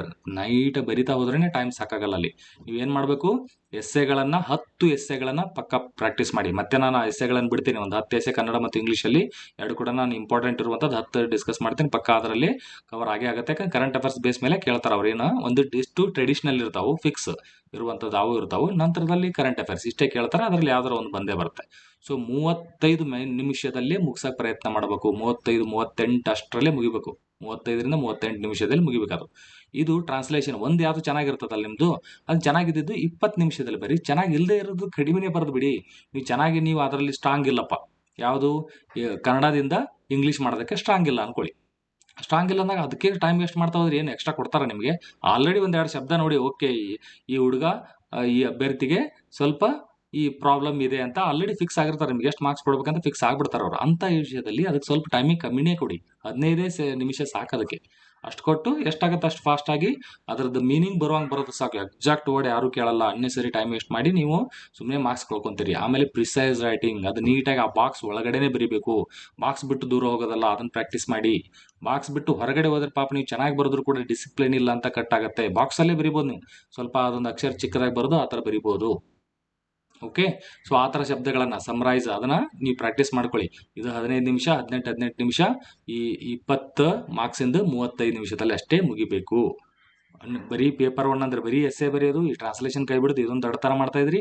ಇನ್ನೊಂದು ಪೇಪರ್ 2ಗೆ ಬಂದಾಗ ಬರೀ ಯಾವ ಸಬ್ಜೆಕ್ಟ್ ಓದೋದು, ಈ ಹಿಸ್ಟ್ರಿ, ಜಾಗ್ರಫಿ, ಪಾಲಿಟಿ, ಎಕನಾಮಿ ಇಷ್ಟೇ ಅಲ್ಲದು. ಇನ್ನೂ ಕೂಡ ಜಾಸ್ತಿ ಕೇಳ್ತಾರೆ. ಯಾವುದು, ಈ ನೀತಿ ಶಿಕ್ಷಣ ಬಗ್ಗೆ, ಎಥಿಕ್ಸ್ ಬಗ್ಗೆ ಕ್ವಶನ್ ಇರ್ತದೆ. ಪೊಲೀಸ್ ಡಿಪಾರ್ಟ್ಮೆಂಟ್ಗೆ 1-2 ಕ್ವಶನ್ ಕೇಳ್ತಾರೆ. GK general studies other type ಕೇಳ್ತಾರೆ. ಕಂಪ್ಯೂಟರ್ ಬಗ್ಗೆ 1-2-3-4 ಕ್ವಶನ್ ಕೇಳೇ ಬಿಟ್ಟಿರ್ತಾರೆ. Science most important, basic science ಅನ್ನ ಕೇಳ್ತಾರೆ ಜಾಸ್ತಿ. ಒಂದೊಂದ್ಸಲ ಅದನ್ನೇ ಜಾಸ್ತಿ ಕೇಳ್ಬಿಡ್ತಾರೆ. ಸೈನ್ಸ್ ಅದನ್ನ ಜಾಸ್ತಿ ಕೇಳುವಂಥದ್ದಿರ್ತದೆ. ಸೈನ್ಸ್ ಅಂಡ್ ಟೆಕ್ನಾಲಜಿ ಸ್ವಲ್ಪ ಮೇಲ್ಮೇಲಿಂದ ಜಸ್ಟ್ ಒನ್ ವರ್ಡ್ ಟೈಪ್ ಆಗಿ KE ಇರೋದ್ರಿಂದ ಅಂತೂ ಅವರು ಒನ್ ವರ್ಡ್ ಫಿಕ್ಸ್. ಅವರು ಒನ್ ಲೈನರ್, ಅವರೆಲ್ಲ ತಲೆ ಕೆಡಿಸ್ಕೊಳ್ಳೋದು ದೊಡ್ಡದು ಕ್ವಶನ್ ಎಲ್ಲ ಕೇಳಕ್ ಹೋಗಲ್ಲ ಅವರು. ಅದಕ್ಕೆ ಸೊ ನೀವು ಪೇಪರ್ 2 ಆದ್ರೂ ಕೂಡ ಅದು ಅಷ್ಟಿದೆ. ಅದು 90 ಮಿನಿಟ್ಸಲ್ಲಿ ನೀವು 100 ಕ್ವಶನ್ ಬರೀಬೇಕಲ್ಲ. 90 ಮಿನಿಟ್ಸಲ್ಲಿ ಅದನ್ನು 100 ಕ್ವಶನ್ ಬರೀಬೇಕು. ಸೊ ಟಫ್ ಆಗಿ ದೊಡ್ಡ ದೊಡ್ಡ ಕ್ವಶನ್ ಕೇಳಕ್ಕಾಗಲ್ಲ ಅವ್ರಿಗೆ. ಅದು KE ಅವರದ್ರಿಂದ ಕೇಳೋದೇ ಇಲ್ಲ. ಇನ್ನ ಬೇಕಾದ್ರೆ ಕರ್ನಾಟಕ ಸ್ಟೇಟ್ ಪೊಲೀಸ್ KSP ಅವ್ರು ನಡೆಸ್ತಿದಾರಲ್ಲ, ಅವ್ರಾಗ್ಲಿ ಇದು KS ಆಗಲಿ ಸ್ವಲ್ಪ ಟಫ್ ಕೇಳಿಬಿಡ್ತಾರೆ. 90 ಮಿನಿಟ್ಸ್ ಆದ್ರೂ ಸ್ವಲ್ಪ ಟಫ್ ಕೇಳಕ್ಕೆ ಟ್ರೈ ಮಾಡ್ತಾರೆ. KEದವ್ರು ಆಲ್ಮೋಸ್ಟ್ ಈಸಿ ಇರ್ತದೆ. ಒನ್ ಲೈನರ್ ಒಂದೊಂದು ಸಬ್ಜೆಕ್ಟ್ ಬಗ್ಗೆ ಮೇನ್ ಯಾವ್ದು ಇರುತ್ತೆ ಅದು ನೋಡಿ. ಇದೇ ರೀತಿ PSI ಎಕ್ಸ್ಪ್ರೆಸ್ ಅಂತ ಒಂದು ಸೀರೀಸ್ ನಾನು ಆಲ್ರೆಡಿ ಬಿಟ್ಟಿದ್ದೀನಿ. ಅದರಲ್ಲಿ ಎಲ್ಲ ಪಾಲಿಟಿ ಕ್ವಶನ್ಸ್ ಚರ್ಚೆ ಮಾಡ್ತಾ ಇದ್ದೀನಿ. ಅದಾದ ನಂತರ ಎಕನಾಮಿ ಆಗುತ್ತೆ. ಇನ್ನೂ ಹಲವಾರು ಕ್ವಶನ್ಸ್ಗಳನ್ನ ಬೇರೆ ಬೇರೆ ಸಬ್ಜೆಕ್ಟ್ ಅದು ಕೂಡ ಕ್ವಶನ್ ಆನ್ಸರ್ ಫಾಸ್ಟ್ ಆಗಿ ಅದನ್ನ ನೋಡ್ತಾ ಹೋಗೋಣ. ಅವೇ ರಿಪೀಟ್ ಆಗ್ತಾವು. ಇಲ್ಲಿ ಮೇನ್ ನೀವು PSI PC ಸೆಲೆಕ್ಟ್ ಆಗ್ಬೇಕಂದ್ರೆ ಮೇನ್ ಇಂಪಾರ್ಟೆಂಟ್ ನೀವು ಪ್ರೀವಿಯಸ್ ಇಯರ್ ಕ್ವಶನ್ ಪೇಪರ್ ಅದನ್ನೇ ಜಾಸ್ತಿ ನೋಡಿ. ಈ ಟೆಸ್ಟ್ ಸೀರೀಸ್ ಬರ್ದಿದ್ದೆ ಆ ಥರ ಜಾಸ್ತಿ ಬರ್ದ್ರೆ ಏನು ಉಪಯೋಗ ಆಗುತ್ತೆ ನಿಮಗೆ? ನೀವು ಪ್ರೀವಿಯಸ್ ಇಯರ್ ಕ್ವಶನ್ ಪೇಪರ್ನ ಪದೇ ನೋಡ್ಕೊಳ್ಳಿ. ವಾರಕ್ಕೆ ಒಂದಷ್ಟೇ ಟೆಸ್ಟ್ ಬರೀಬೇಕು. ಆ ವಾರದಲ್ಲಿ ಪ್ರೀವಿಯಸ್ ಇಯರ್ಸ್ ಕ್ವಶನ್ ಪೇಪರ್ಗಳು ಮತ್ತೆ ನಿಮ್ಮ ಸ್ಟಡಿ ಏನು ಮಾಡಿರುತ್ತೆ ಅದು ಜಾಸ್ತಿ ರಿವಿಷನ್ ಮಾಡ್ತಾ ಹೋಗ್ಬೇಕು. ಆಮೇಲೆ ಕರೆಂಟ್ ಅಫೇರ್ಸ್ ಒಂದೊಂದ್ಸಲ KEದವ್ರು 20-30 ಕ್ವಶನ್ ಕೇಳ್ಬಿಡ್ತಾರೆ ಸ್ನೇಹಿತರೆ. 20-30 ಬಂದ್ಬಿಡ್ತಾವೆ. ಮಿನಿಮಮ್ 20 ಬಂದೇ ಬಿಡ್ತಾವೆ. ಕರೆಂಟ್ ಅದು ಮೇನ್ ಒಂದೊಂದು ಲೈನಿಂದ ಅಷ್ಟೇ ಕೇಳ್ತಾರೆ. ಮೆಂಟಲ್ ಎಬಿಲಿಟಿ ಒಂದು 10 ಕ್ವಶನ್ ಕೇಳ್ತಾರೆ. ತುಂಬಾ ಈಸಿ ಇರ್ತಾವೆ ಅವೆಲ್ಲ. ಮೆಂಟಲ್ ಎಬಿಲಿಟಿ 10ರಲ್ಲಿ ನೀವು ಆರ್ಟ್ಸ್ ಸ್ಟೂಡೆಂಟ್ ಇದ್ದೀರಿ ಅಂತ ಒಂದು 5 ಆದ್ರೂ ಮಾಡೋಂಗಿರ್ತದೆ. ಅದನ್ನ ಕೈ ಬಿಡಬಾರ್ದು. ಈಸಿ ಇರ್ತದೆ. ಸ್ವಲ್ಪ ಟ್ರೈ ಮಾಡಿ. ಅಕಸ್ಮಾತ್ ಕಷ್ಟ ಆಯ್ತು ಅಂದ್ರೆ ಕೈ ಬಿಟ್ಟು ಮತ್ತೆ ಮುಂದೆ ಹೋಗ್ತಾ ಇರೋದು. ಟೈಮ್ ಉಳಿತು ಅಂದ್ರೆ ಆಮೇಲೆ ಬಂದು ನೋಡಿವ್ರಂತೆ. ಯಾವ್ದಾವ್ದು ಈಸಿ ಇರುತ್ತೆ ಬೇಗ ಸ್ವಲ್ಪ ಅದನ್ನು ಪ್ರಾಕ್ಟೀಸ್ ಮಾಡ್ಕೊಳ್ಳಿ. ಯಾಕಂದ್ರೆ ಎಷ್ಟೇ ಸಬ್ಜೆಕ್ಟ್ಗಳನ್ನು ನೀವು ಎಷ್ಟೇ ಓದಿದ್ರು ಇನ್ನು 1 ಮಾರ್ಕ್ಸ್ 2 ಮಾರ್ಕ್ಸ್ ತೊಗೋಬೋದು. ಬಟ್ ಮೆಂಟಲ್ ಎಬಿಲಿಟಿ ಇಂಥವೆಲ್ಲ ಈಸಿಯಾಗಿ ಕೈ ಸಿಗುತ್ತೆ. ಅದನ್ನ ಮಾಡಬೇಕು. ನಾರ್ಮಲಿ KEದವ್ರು ಏನ್ ಮಾಡ್ತಾರೆ ಅಂದ್ರೆ ಕಳೆದ 3-4 ತಿಂಗಳದ್ದು ಕ್ವಶನ್ಸ್ ಅನ್ನ ಜಾಸ್ತಿ ಕೇಳ್ತಾರೆ ಅವ್ರು ನಾರ್ಮಲಿ. ಈಗ ಸೆಪ್ಟೆಂಬರಲ್ಲಿ 22ಕ್ಕೆ ನಡೀತದೆ ಅನ್ಕೊಳ್ಳಿ. Last August, July, June, May ಈ ಥರದ್ದು 4 ತಿಂಗಳದ್ದು ಸ್ವಲ್ಪ ಜಾಸ್ತಿ ಇಂಪಾರ್ಟೆನ್ಸ್ ಕೊಡಿ. ಈ ಜನವರಿ 2024ರಿಂದ ಆಗಸ್ಟ್ ವರೆಗೂ ಅದನ್ನ ನೀಟಾಗಿ ನೋಡ್ಕೊಳ್ಳಿ. ಅದಕ್ಕೆ ಹಿಂದಿಂದು ಸ್ವಲ್ಪ ಓದಿದ್ರೆ ಓಕೆ, ಸ್ವಲ್ಪ ಅಷ್ಟೇ ನೋಡ್ಕೊಳ್ಳಿ. ಬಟ್ ಮೋಸ್ಟ್ ಇಂಪಾರ್ಟೆಂಟ್ ಇದನ್ನ ಜಾಸ್ತಿ ರಿವಿಷನ್ ಮಾಡಿ. ಜನವರಿಯಿಂದ ಈ ಆಗಸ್ಟ್, ಈ ವರ್ಷದ 2024 ಜನವರಿಯಿಂದ ಆಗಸ್ಟ್ ವರೆಗೂ ಎಸ್ಪೆಷಲಿ. ಮತ್ತೆ ಅದ್ರಾಗ ಜಾಸ್ತಿ ಯಾವ್ದು ಅಂತಂದ್ರೆ 3-4 ತಿಂಗಳದಂತೂ ಅದನ್ನೇ ಜಾಸ್ತಿ ಕ್ವಶನ್ ಬಂದಿರ್ತಾವೆ ನಾರ್ಮಲಿ KEದವ್ರದ್ದು. ಬೇರೆ ಎಕ್ಸಾಮ್ ಅವರು ಮತ್ತೆ ಅವರು ಈ KPSC ಅವರಂತೂ ಒಂದು 4-5 ವರ್ಷದ ಹಿಂದಿನೆಲ್ಲ ಕೇಳ್ತಾ ಇದ್ದಾರೆ. UPSC ಕೂಡ 4-5 ವರ್ಷದ ಹಿಂದಿನ ಕೂಡ ಕರೆಂಟ್ ಅಫೇರ್ಸ್ ಕೇಳ್ತಾ ಇದ್ದಾರೆ. ಬಟ್ ಕರ್ನಾಟಕ ಎಕ್ಸಾಮಿನೇಷನ್ ಅಥಾರಿಟಿ ಅವರು 3-4 ತಿಂಗಳದ ಲಾಸ್ಟ್ ಅದನ್ನೇ ಜಾಸ್ತಿ ಕೇಳ್ತಾರೆ. ಸ್ವಲ್ಪ ಅದ್ರ ಬಗ್ಗೆ ಜಾಸ್ತಿ ಇಂಪಾರ್ಟೆನ್ಸ್ ಕೊಡಿ. ಮಿಕ್ಕಿದ್ದು ಸ್ವಲ್ಪ ಇದನ್ನ ಮತ್ತೆ ನೆಕ್ಸ್ಟ್ ಇಂಪಾರ್ಟೆನ್ಸ್. ಅದಾದ ನಂತರ ಲಾಸ್ಟ್ ಇಯರ್ದು ಏನಾದರೂ 4-5 ತಿಂಗಳು ಓದಿದ್ರಿ ಅಂದ್ರೆ ಅದನ್ನು ಸ್ವಲ್ಪ ಲೀಸ್ಟ್ ಇಂಪಾರ್ಟೆನ್ಸ್ ಅನ್ನ ಕೊಡಿ. ಸೊ ಎಲ್ಲದಕ್ಕೂ ನೀವು ಇಂಪಾರ್ಟೆನ್ಸ್ ಕೊಡ್ತಾ ಹೋಗಬೇಕು. Especially current affairs and mentality ಇದೆಲ್ಲ ಸ್ವಲ್ಪ ಚೆನ್ನಾಗಿ ಸ್ಕೋರಿಂಗ್ ಇರ್ತದೆ. ಆಮೇಲೆ ಈ ಪಾಲಿಟಿ ಅಂತೂ ಡೈರೆಕ್ಟ್ ಏನು ಟಫ್ ಕೇಳಕ್ಕೆ ಬರೋದೇ ಇಲ್ಲ ಅವರಿಗೆ. ಪಾಲಿಟಿ, ಎಕನಾಮಿ ಸ್ವಲ್ಪ ಬೇಸಿಕ್ ಟೈಪ್ ಅದನ್ನು ಕೇಳ್ತಾ ಹೋಗ್ತಾನೆ. ಇಲ್ಕೇದು ಹಿಸ್ಟ್ರಿ ಆ್ಯಂಡ್ ಜೋಗ್ರಫಿ ಸ್ವಲ್ಪ ಕೆಲವೊಂದ್ಸಲ ಟಫ್ ಕೇಳುವಂಥದ್ದು. But one liner direct main ಇರುವಂಥದ್ದು. ಯಾವ ಬುಕ್ ಓದಿರಿ ಅದನ್ನೇ ರಿವಿಷನ್ ಜಾಸ್ತಿ ಮಾಡಿ. ಮತ್ತೊಬ್ಬರದ್ದು ಬುಕ್ ಸಿಕ್ತಂದ್ರೆ ಅದನ್ನ ಓದ್ತಾ ಇದ್ರೆ ಅನ್ನೆಸೆಸರಿ ಟೈಮ್ ವೇಸ್ಟ್ ಆಗುತ್ತೆ, ಕನ್ಫ್ಯೂಸ್ ಆಗುತ್ತೆ, ನಿಮ್ಗೆ ಕ್ಲಾರಿಟಿ ಬರೋದೇ ಇಲ್ಲ. ಅಟ್ಲೀಸ್ಟ್ ನೀವು ಒಂದೊಂದ್ಸಲ ಓದ್ತಾ ಇರ್ಬೇಕಾದ್ರೆ ಆ ಬುಕ್ಕಲ್ಲಿ ಆ ಪೇಜಲ್ಲಿ ಹಿಂಗೆ ಇತ್ತಲ್ಲ ಅಂತ ಈ ಥರ ಫೋಟೋಗ್ರಾಫಿಕ್ ಮೆಮರಿ ನಿಮ್ಗೆ ಎಲ್ಲರಿಗೂ ಇದ್ದೇ ಇರ್ತದೆ. ಫೋಟೋಗ್ರಾಫಿಕ್ ಮೆಮರಿ ಅಂದರೆ ನೀವು ಎಕ್ಸಾಮಲ್ಲಿ ಕುಂತಾಗ ಕೂಡ ಆ ಪೇಜ್ ಕೂಡ ನೆನಪಾಗ್ತಾ ಇರ್ತದೆ ಒಂದೊಂದ್ಸಲ. ಅದು ಯಾವಾಗ ನೀವು ರಿಪೀಟೆಡ್ ರಿವಿಷನ್ ಅದೇ ಬುಕ್ ಮಾಡಿದಾಗ ಒಂದ್ಸಲ ಒಂದ್ಸಲ ಅದು ಹಿಂಗೆ ಚೇಂಜ್ ಮಾಡ್ತಾ ಹೋದ್ರೆ ಏನೂ ವರ್ಕೌಟ್ ಆಗಲ್ಲ. ಸೊ ನೀವೇನು ಇದ್ದ ಬುಕ್ ಅದಲ್ಲ ಅದು ಒನ್ ಲೈನರೇ ಜಾಸ್ತಿ ಇರ್ತಾವೆ. ಅದ್ರ ಬಗ್ಗೆನೇ ನೋಡಿ. KEದವ್ರು ಅದರಲ್ಲೇ ಎಕ್ಸ್ಪರ್ಟು, ಅದನ್ನೇ ಕೇಳ್ತಾರೆ ಅವ್ರು ಜಾಸ್ತಿ. ಟಫ್ ಕೇಳೋಕ್ಕಾಗಲ್ಲ, ಯಾಕಂದ್ರೆ ಇರೋದೇ 90 ಮಿನಿಟ್ಸ್ ಇದ್ರೆ ಆ ಥರ ಜಾಸ್ತಿ ಟಫ್ ಕೇಳೋಕ್ಕಾಗಲ್ಲ. ಸೊ ಇಷ್ಟು ಮಾಡ್ತೀರಾ. ಕರೆಂಟ್ ಅಫೇರ್ಸ್ ಫಸ್ಟ್ ಒಂದು 4 ತಿಂಗಳಿಗೆ ಭಾಳ ಇಂಪಾರ್ಟೆನ್ಸ್ ಕೊಡಿ. ಈ ಹಿಂದಿನ 4 ತಿಂಗಳು ಅಂದರೆ ಸೆಪ್ಟೆಂಬರ್ 22ಕ್ಕೆ ನಡೀತದೆ ಅಂದರೆ ಈ ಆಗಸ್ಟ್, ಜುಲೈ, ಜೂನ್, ಮೇ ತಿಂಗಳು 4 ಭಾಳ ಇಂಪಾರ್ಟೆನ್ಸ್. ಅದ ನಂತರ ಮತ್ತೆ ಹಿಂದಿನ 4 ತಿಂಗಳು ಅದನ್ನು ಜನವರಿಯಿಂದ ಏನಿರ್ತದಲ್ಲ ಅದನ್ನೊಂದು 4 ತಿಂಗಳು ಅದು ಭಾಳ ಇಂಪಾರ್ಟೆನ್ಸ್. ಅದ ನಂತರ ಥರ್ಡ್ ಇಂಪಾರ್ಟೆನ್ಸ್ ಲಾಸ್ಟ್ ಇಯರ್ದು ಒಂದು 4 ತಿಂಗಳು. ಅಷ್ಟು ಓದಿದ್ರೆ ಸಾಕು. 1 ವರ್ಷದ ಮೋರ್ ದ್ಯಾನ್ ಸಫಿಷಿಯಂಟ್. ತುಂಬ ಟೈಮ್ ಇದ್ರೆ ಅಷ್ಟೇ ನೋಡಿವ್ರಂತೆ. ಎಲ್ಲ ಓದ್ಬಿಟ್ಟಿದ್ದೀನಪ್ಪ ಅಂದ್ರೆ ಅವಾಗ ಬೇಕಾದ್ರೆ ಇನ್ನೂ 6 ತಿಂಗಳದ್ದು ಬೇಕಾದ್ರೆ ಓದ್ಬೋದು. ಇನ್ನೂ ಓದಿಲ್ಲ, ಇನ್ನೂ ಸ್ವಲ್ಪ ಇದೆ ಅಂತಂದ್ರೆ ಜಸ್ಟ್ 1 ಇಯರ್ಸದ್ದು ನೋಡಿ. ಅದ್ರಲ್ಲಿ 4 ತಿಂಗಳದ್ದು ಭಾಳ ಇಂಪಾರ್ಟೆನ್ಸ್ ಕೊಡಿ. ಸೆಕೆಂಡ್ ಇಂಪಾರ್ಟೆನ್ಸ್ ಮತ್ತೆ ನೆಕ್ಸ್ಟ್ 4 ತಿಂಗಳದ್ದು ಅಷ್ಟು ಕೊಡಿ. ಅಷ್ಟರಲ್ಲೇ ಕವರ್ ಆಗ್ತದೆ. ಮತ್ತು ತುಂಬ ಜನ ಸ್ಟೂಡೆಂಟ್ಗಳು ಬರೀ ಬುಕ್ಸ್ ಅಷ್ಟೇ ಅಂದರೆ ಈಗ ಯಾವುದೋ ಪಾಲಿಟಿಗೆ ಒಂದು ಬುಕ್ ತೊಗೊಂಡಿರಿ, ಇಂಗ್ಲೀಷ್ ಅವರು ಲಕ್ಷ್ಮೀಕಾಂತ್ ಓದ್ತೀರಿ, ಕನ್ನಡದಲ್ಲಿದ್ದವರು ಗಂಗಾಧರ ಆ ಥರ KPSCಗೆ. ಬಟ್ ಈ PCPSIಗೆ ಈ KM ಸುರೇಶ್ ಆ ಥರದ್ದು ಕೂಡ ಓದ್ತಾರೆ, ಅದು more than sufficient actually. PCPSI ಎಕ್ಸಾಮ್ಗೆ KM ಸುರೇಶ್ ಅಷ್ಟೇ ಓದಿದ್ರು ಸಾಕಾಗ್ತದೆ. ಬಟ್ ನೀವು KS IS ಓದಬೇಕಂದ್ರೆ ಗಂಗಾಧರ ಬುಕ್ ಓದಲೇಬೇಕು, KM ಸುರೇಶಿಂದ ಯೂಸ್ ಆಗೋದೇ ಇಲ್ಲ ನಿಮ್ಗೆ ಅಷ್ಟೊಂದು. ಈ PCPSI ಮಾತ್ರ ಇದೊಂದೇ ಸಾಕಾಗುತ್ತೆ. ಬಟ್ ಹಾಗಂತ ಈಗ ಬುಕ್ ಚೇಂಜ್ ಮಾಡಿಬಿಡಿ, ನೀವೇನು ಓದ್ತಿರ್ತೀರ ಅದನ್ನೇ ಫೈನಲ್. ಅದರ ಜೊತೆಗೆ 6ರಿಂದ 12ನೇ ಕ್ಲಾಸ್ ನೋಡಲೇಬೇಕು. ಎಸ್ಪೆಷಲಿ ಆ ಬಾಕ್ಸ್ಗಳನ್ನು ಕೊಟ್ಟಿರ್ತಾರೆ ಕರ್ನಾಟಕದ್ದೇ ನೋಡಿ ನೀವು. ಕರ್ನಾಟಕ ಸ್ಟೇಟ್ ಗೌರ್ಮೆಂಟಿದ್ದು ಬುಕ್ಸ್ ಇದಾವಲ್ಲ, ಅದರಲ್ಲಿ ಕೆಲವೊಂದು ಬಾಕ್ಸ್ಗಳಲ್ಲಿ ಕೊಡ್ತಾರೆ, ಅಲ್ಲಿಂದನೇ ಕ್ವಶನ್ ತೆಗಿತಾರೆ ಜಾಸ್ತಿ. ಈ 6 to 12th ಸ್ಟ್ಯಾಂಡರ್ಡ್ ಬುಕ್ ಇಟ್ಕೊಂಡು ನೀಟಾಗಿ ಕ್ವಶನ್ ತೆಗಿಲೇಬೇಕು, ರೂಲ್ಸೇ ಇದೆ ಸ್ನೇಹಿತರೆ. ಆ ಥರ ತೆಗಿತಾರೆ, ಬಿಟ್ಟು ಹೋಗಲ್ಲ. ಕೆಲವೊಬ್ರು NCERT ಓದಿರ್ತೀರಿ, NCERT ಓದಾಗ ಮತ್ತೆ ಸ್ಟೇಟ್ ಗೌರ್ಮೆಂಟ್ ಓದಿ, ಯಾವ್ದಾರ ಒಂದು ಓದಿ, NCERT ಓದ್ರಿ, ಸ್ಟೇಟ್ ದರ ಓದ್ರಿ. ಅಲ್ಲಿ NCERT ಓದಿದಾಗ ನಮ್ಗೆ ಸ್ವಲ್ಪ ಕರ್ನಾಟಕ ಹಿಸ್ಟ್ರಿ ಜಿಯೋಗ್ರಫಿ ಮಿಸ್ ಆಗಿರ್ತದಲ್ಲ, ಅದನ್ನ ಸ್ವಲ್ಪ ಸ್ಟೇಟ್ ಗೌರ್ಮೆಂಟ್ ಬುಕ್ಕಲ್ಲಿ ಕರ್ನಾಟಕ ಹಿಸ್ಟ್ರಿ ಮತ್ತು ಜಿಯೋಗ್ರಫಿ ಸ್ವಲ್ಪ ನೋಡ್ಬೋದು. ಇದನ್ನು ಮಾತ್ರ ನೆಗ್ಲೆಕ್ಟ್ ಮಾಡಿಬಿಡಿ. ನೀವೇನೇ PhD ಮಾಡಿರ್ಬೋದು, ನೀವು ತುಂಬ ನಾ ಸ್ಟ್ರಾಂಗ್ ಇದ್ದೀನಿ ಹಿಸ್ಟ್ರಿಯಲ್ಲಿ ಹಾಗಂತ ಬಿಡೋಂಗಿಲ್ಲ. 6 to 12th ಸ್ಟ್ಯಾಂಡರ್ಡ್ 6th ಓದಿ, ಏನು ತೊಂದರೆ ಇಲ್ಲ. ಏನು ಚಿಕ್ಕ ಬುಕ್ ಅದಾವೆ 6th, 7th, 11th and 12th ಅಲ್ಲಿ ಜಾಸ್ತಿ ಕ್ವಶನ್ ಕೇಳ್ತಿರ್ತಾನೆ. 11th and 12th ಬುಕ್ಕಲ್ಲಿ ಡೈರೆಕ್ಟ್ ಕೆಲವೊಂದ್ಸಲ 8th, 9th ಬುಕ್ ಅದರಲ್ಲಿ ಕೂಡ ಡೈರೆಕ್ಟ್ ಕ್ವಶನ್ ಒನ್ ಲೈನರ್ ಬರ್ತದೆ.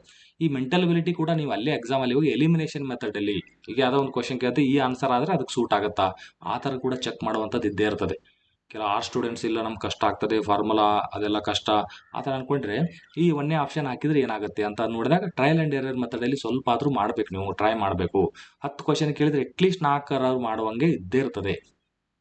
ಈ ಕೆಲವೊಬ್ಬರು ಬೇರೆ ಈ ನೀವೆಲ್ಲ ಮ್ಯಾಥ್ಸನ್ನು ತೊಗೊಂಡಿರ್ತೀರಿ, ಅದಕ್ಕೆ ರೊಚ್ಚಿಗೆದ್ದು ಆ ಕ್ವಶನ್ ಮಾಡೇ ಬಿಡ್ತೀನಿ ಅಂತ ನಿಂದಿರುವಂಗಿಲ್ಲ. ಜಾಸ್ತಿ ಟೈಮ್ ಹೋಯ್ತಾ ಇತ್ತು ಅಂದರೆ ಆ ಕ್ವಶನ್ನ ಕೈ ಬಿಟ್ಟು ಬಿಡಬೇಕು. 90 ನಿಮಿಷದಲ್ಲಿ 100 ಕ್ವಶನ್ ಅಂದರೆ ಒಂದು ಕ್ವಶನ್ಗೆ 1 ನಿಮಿಷ ಕೂಡ ಇರಲ್ಲ, ನೀವು ಕೊಡಬಾರ್ದು ಆ ಟೈಮಲ್ಲಿ. ಅಷ್ಟೇ ಇರೋದು. ನಿಮ್ಮ ಇಂಟೆಲಿಜೆನ್ಸ್ ಎಲ್ಲಿರುತ್ತೆ, ಕೆಲವೊಂದ್ಸಲ ಕಷ್ಟ ಅನ್ಸೋದು ಅದು ಬಿಡೋದ್ರಲ್ಲಿ ಇಂಟೆಲಿಜೆನ್ಸ್ ಇರುತ್ತೆ, ಬಿಟ್ಟು ಬಿಡ್ಬೇಕು ಆ ಕ್ವಶನ್, ನೆಕ್ಸ್ಟ್ ಹೋಗ್ಬೇಕು. ಟೈಮ್ ಉಳಿತು ಅಂದ್ರೆ ವಾಪಸ್ ಬಂದು ನೋಡಿ ಆಮೇಲೆ.